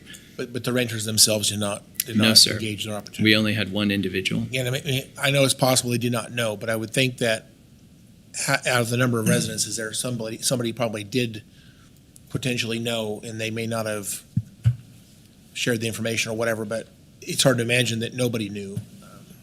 And there's no response. So it is interesting. Thank you so much. Okay, very good. Okay, Scott, thank you. Is the applicant here?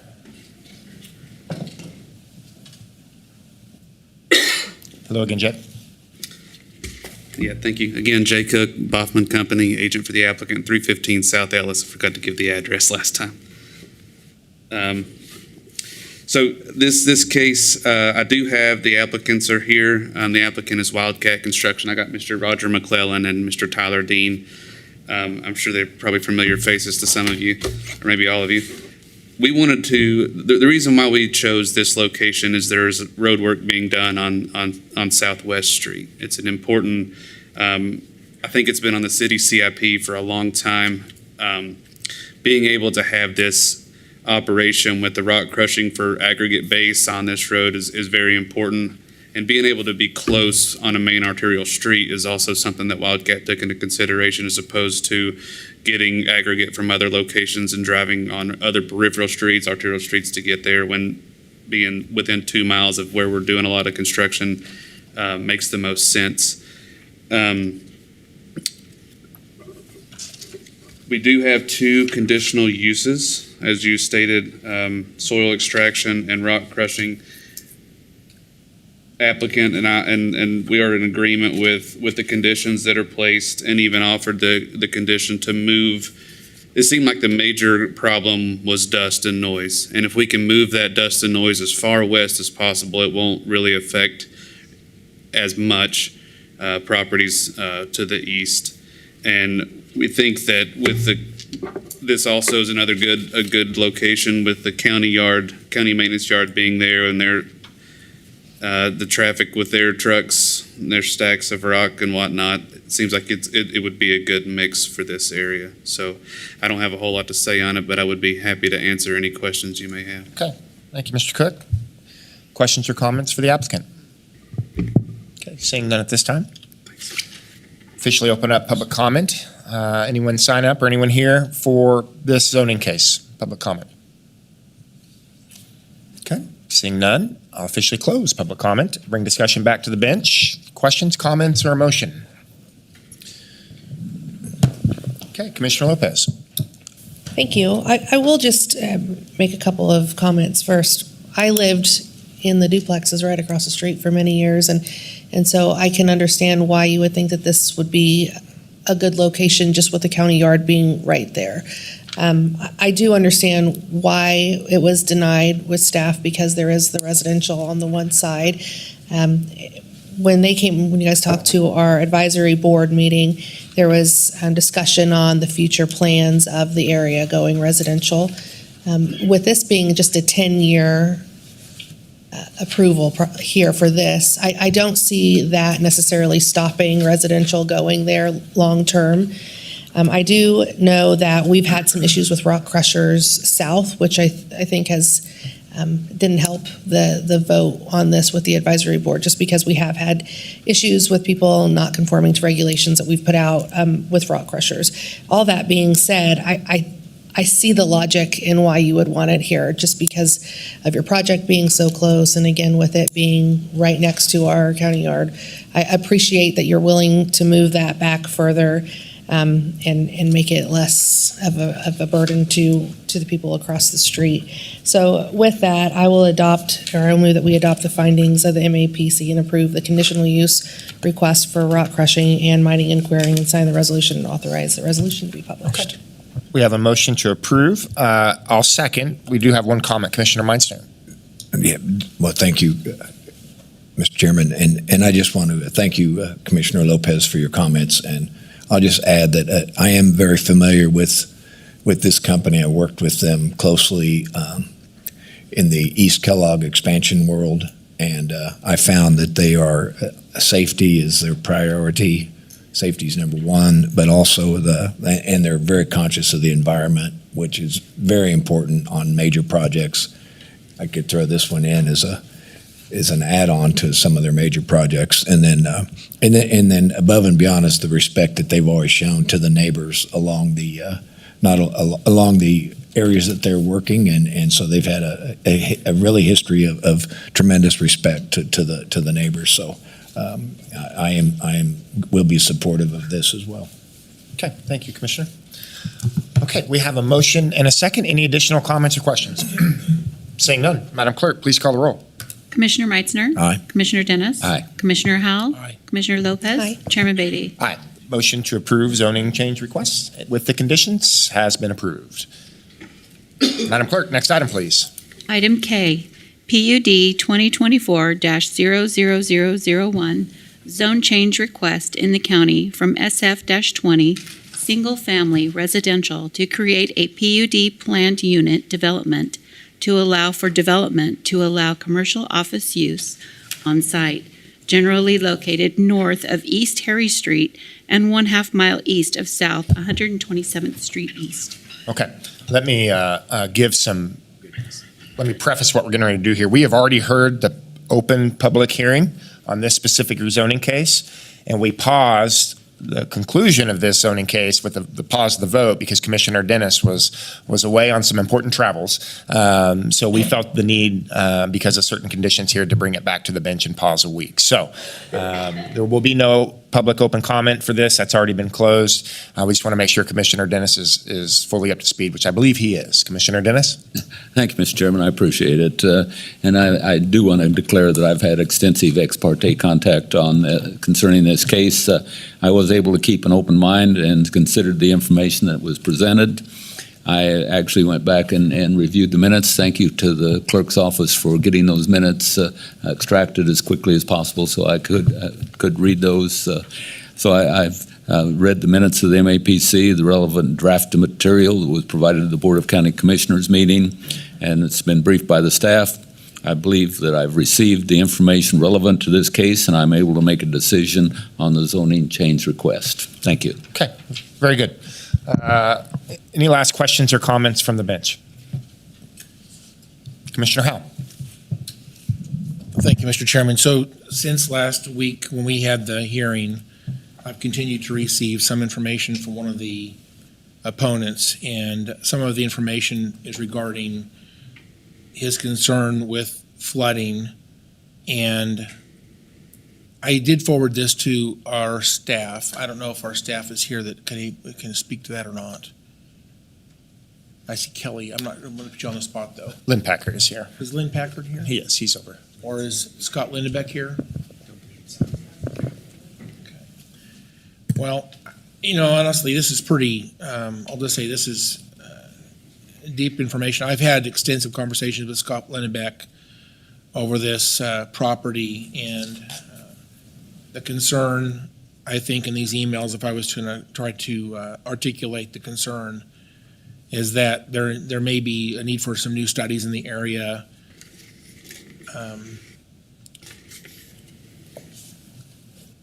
It's much larger than just this one little, this is a fairly insignificant project compared to the area that's had much development around, and there's been enormous neighborhoods developed all around. And, we do have a lot of experience with rainfall and seeing which way water flows and that type of thing. So I don't know that this is the time to suspend projects based on the concerns about these need for additional studies or not. Obviously, the biggest risk would be things that are already in place. Whether this would impact that or not, that's really the question. If anything, this project may actually improve the risk at the properties to the north or to the east because of the redirection of floodwaters to the south and to the west. So I don't know that that's an argument that should be considered at this time. I'll just say I did receive the information. I did receive the pictures. Just to let you know, I received the pictures. It's not understandable necessarily by looking at the pictures exactly what that's telling me, but I did receive them. I'm looking at them right now. I appreciate your concerns. It's one of those things where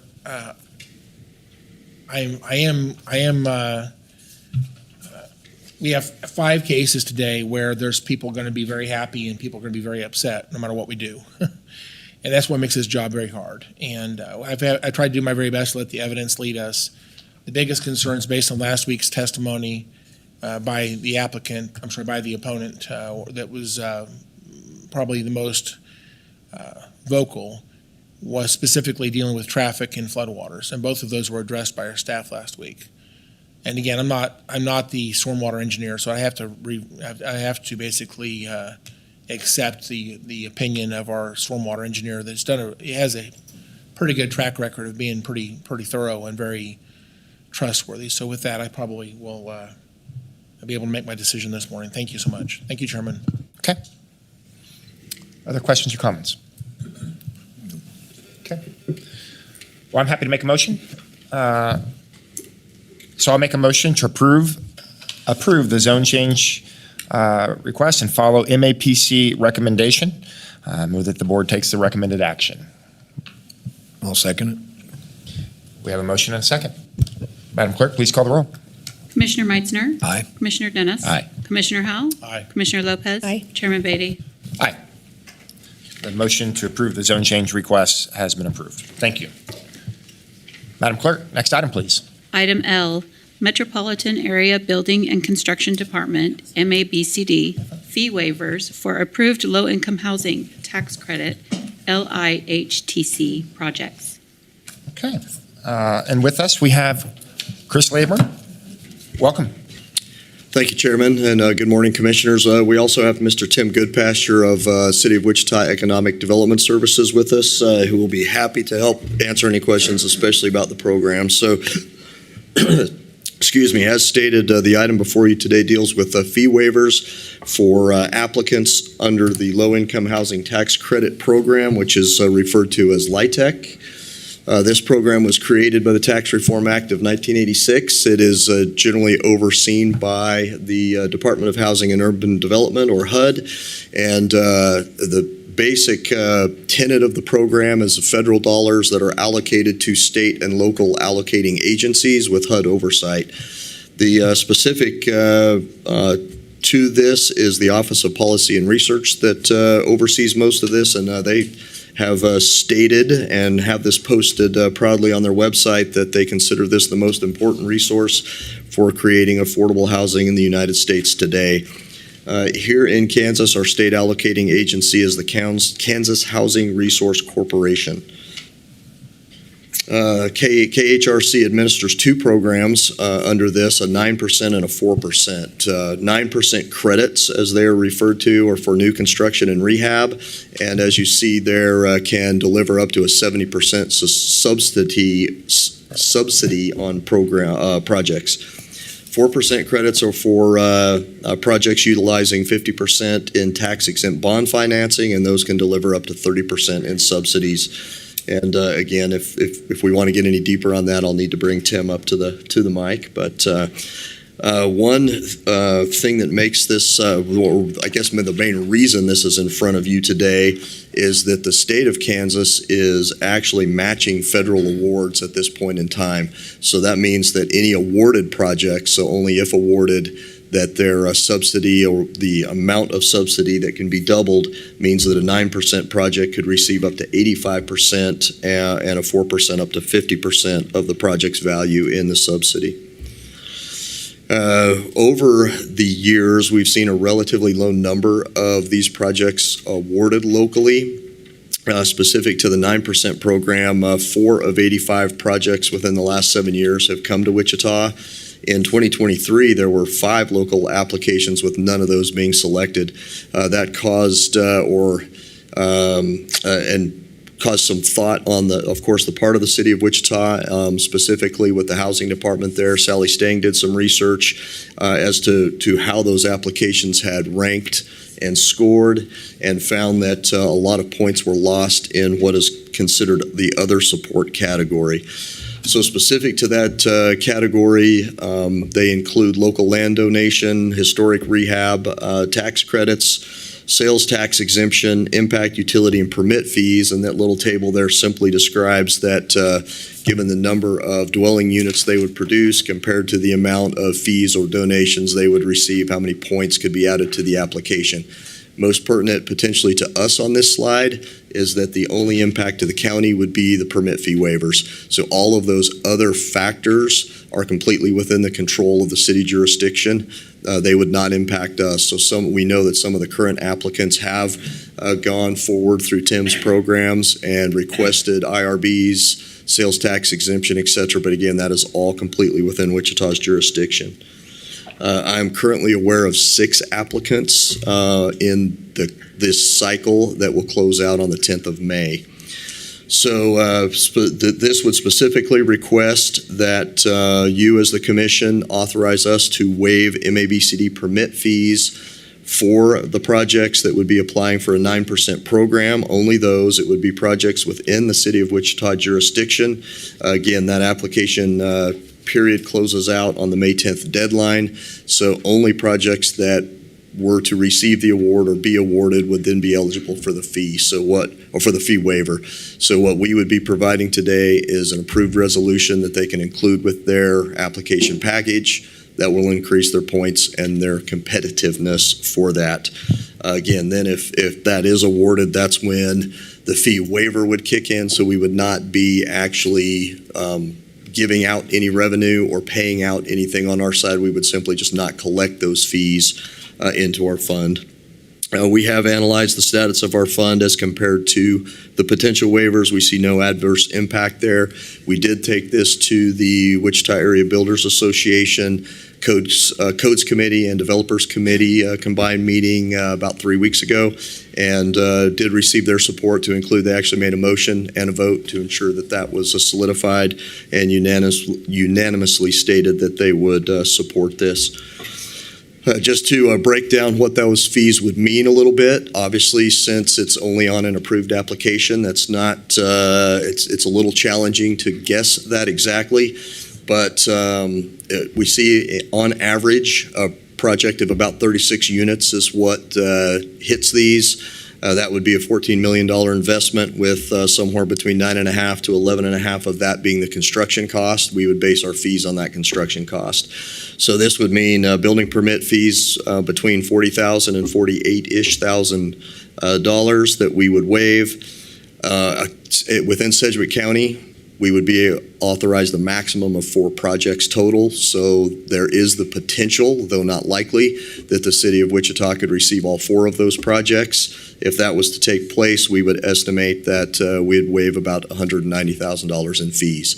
Note that if those projects were to all 4 be awarded in Wichita and all 4 max out the size of the award, we would be in the neighborhood of $240,000 in waivers. But again, we are aware of the applications that are in the queue at this point. This is not an easy process, so it's not likely we would be surprised with one that we haven't seen yet. And so it's, again, highly unlikely that any level of fee waiver above that $190,000 would come to play. It's actually not likely that we would be looking to waive that entire amount. We'd most likely be looking at about half of that.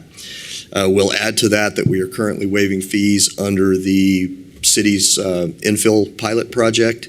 That will expire in October. So this would actually be likely would be less of a waiver that would offset that. We will, of course, incorporate whatever fees we waive with any other economic incentives going forward that we would look to support. And then also, of course, want to point out that if these were successful and we were able to add 4 projects in this area within about the average size, that would be looking at adding 144 affordable housing units with $56 million in valuation to the community. So that would definitely be a benefit. With that, I'll certainly gladly stand for questions, as will Mr. Goodpasture, and we recommend that the BOCC adopt the resolution and authorize MABCD to waive fees on approved projects. Very good. Okay. Thank you, Chris, and Tim, welcome to our side of the street. We appreciate you being here today. We've all been briefed on this specific item.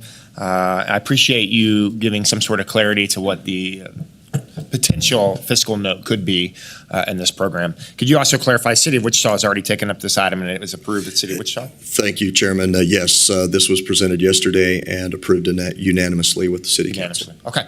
Any questions or comments for Chris or even Tim?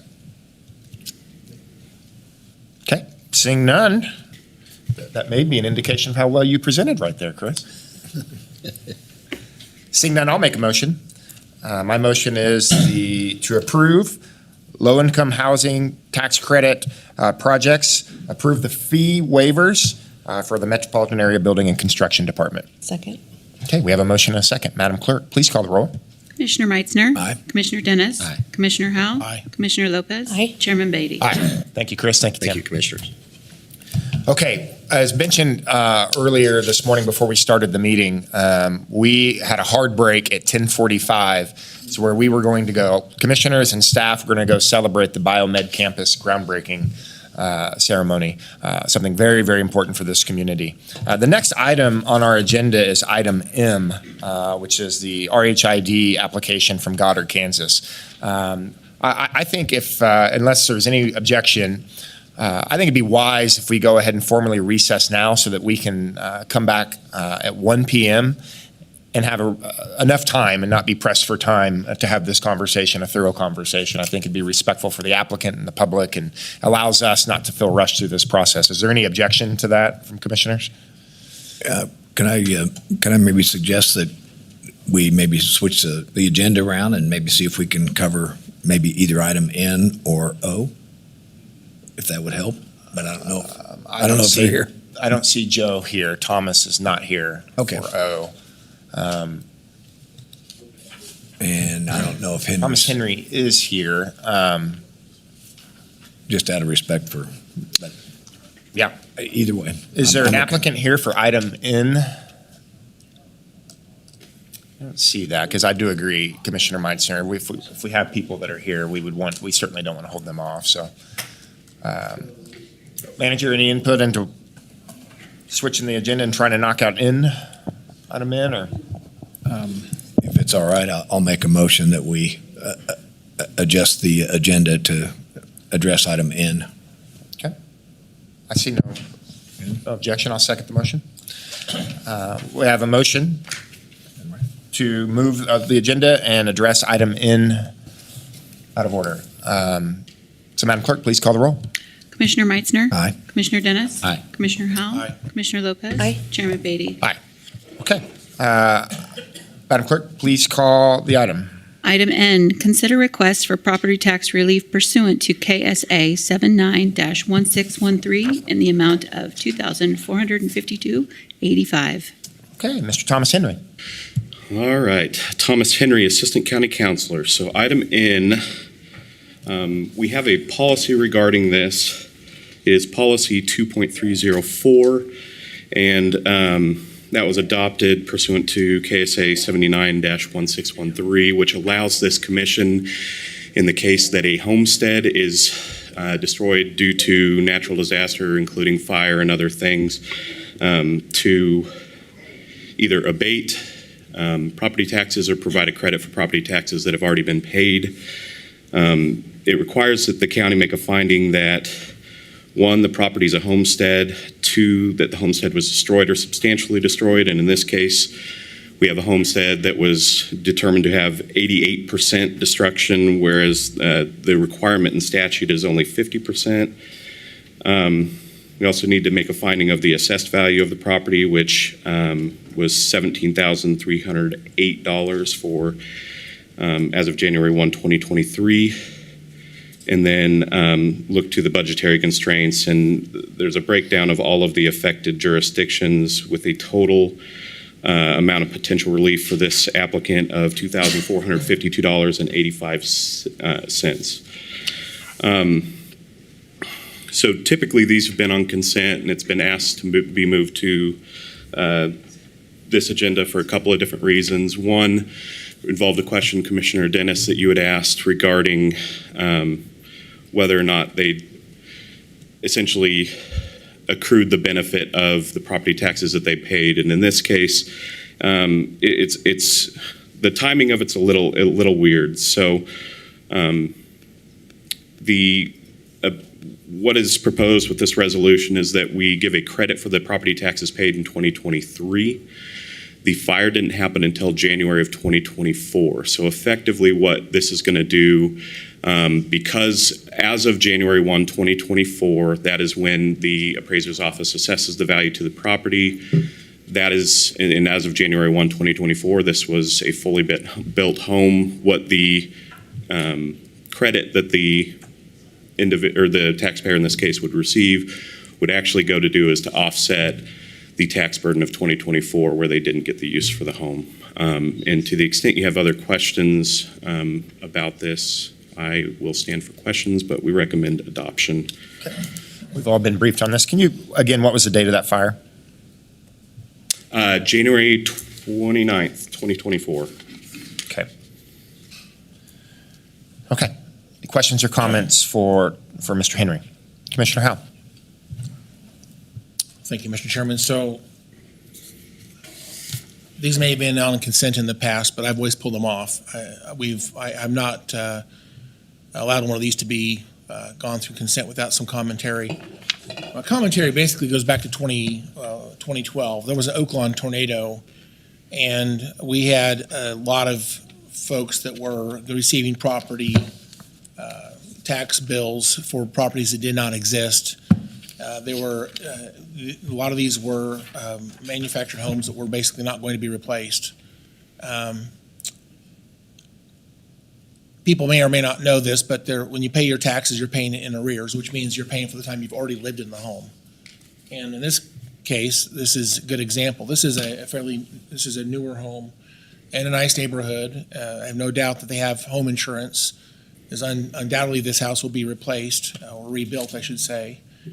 And again, to the extent there may be a hardship on this family, we wanted to have essentially some compassion on someone who's going through a very hard time. It's different when you have a mass casualty, when you have a flood that impacts lots of different homes, or an earthquake, or more likely in this area, a tornado, and you've got hundreds of homes that are damaged, then your neighbors can't help each other. The churches are overwhelmed, if you will. The Red Cross has many people to pay attention to at the same time. And so your ability to get help in that situation is very difficult. Hotel rooms may be full. And on it goes. And so it's harder when you have a mass casualty situation where there's lots of affected properties. And because of that, I wrote the legislation that deals with this. I wrote this bill, and I lobbied for its passage. It took a couple of years to pass, and we finally did pass this law.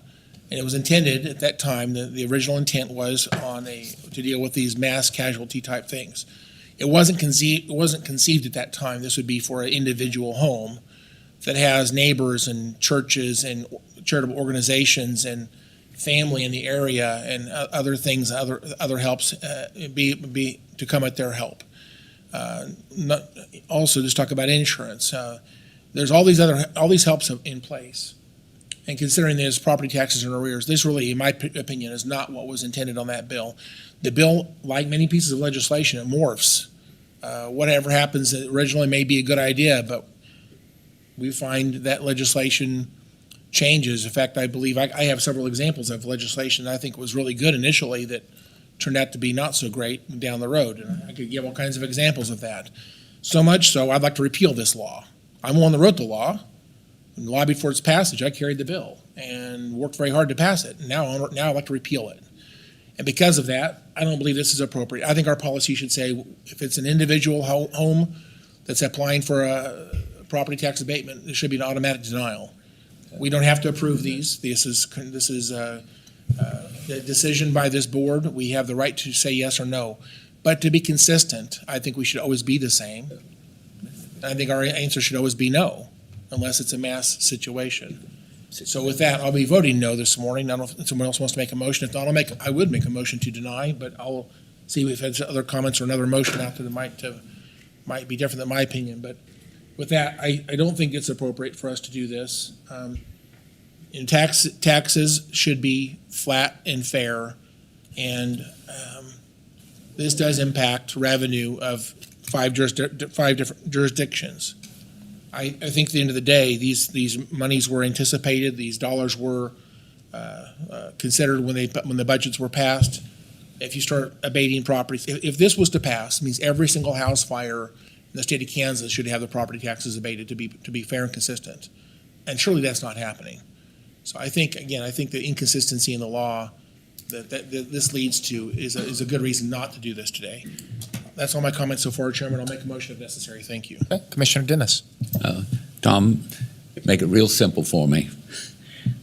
$2,452.85. Did he owe that after the house burned down or before the house burned down? So that is, what we're giving as a credit, so that's actually been paid before the house burned down. I don't know the exact timing of it. The first half of that for sure would have been paid before then. I'm not sure. But he's asking for the waiver of the taxes that occurred before the house burned down. So, yeah, it's a credit for taxes that were paid prior to. If he wanted it after the house burned down, I'd approve it. If before he had the enjoyment of the house, I can't support it. Thank you. Kirk Sponsel, Deputy County Councilor. I think just to clarify, it is focused on the payments that were previously made for year 2023, but the ultimate effect is that it basically softens and reduces the payment for the year 2024.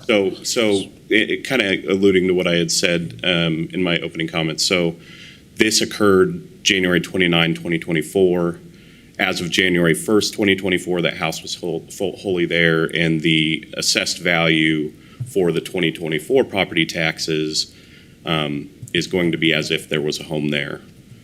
As of January 29th, there wasn't because of the damage of the fire. So this credit, what it does is it alleviates some of the burden of the 2024 taxes, but that's... I get confused with the legal stuff, okay?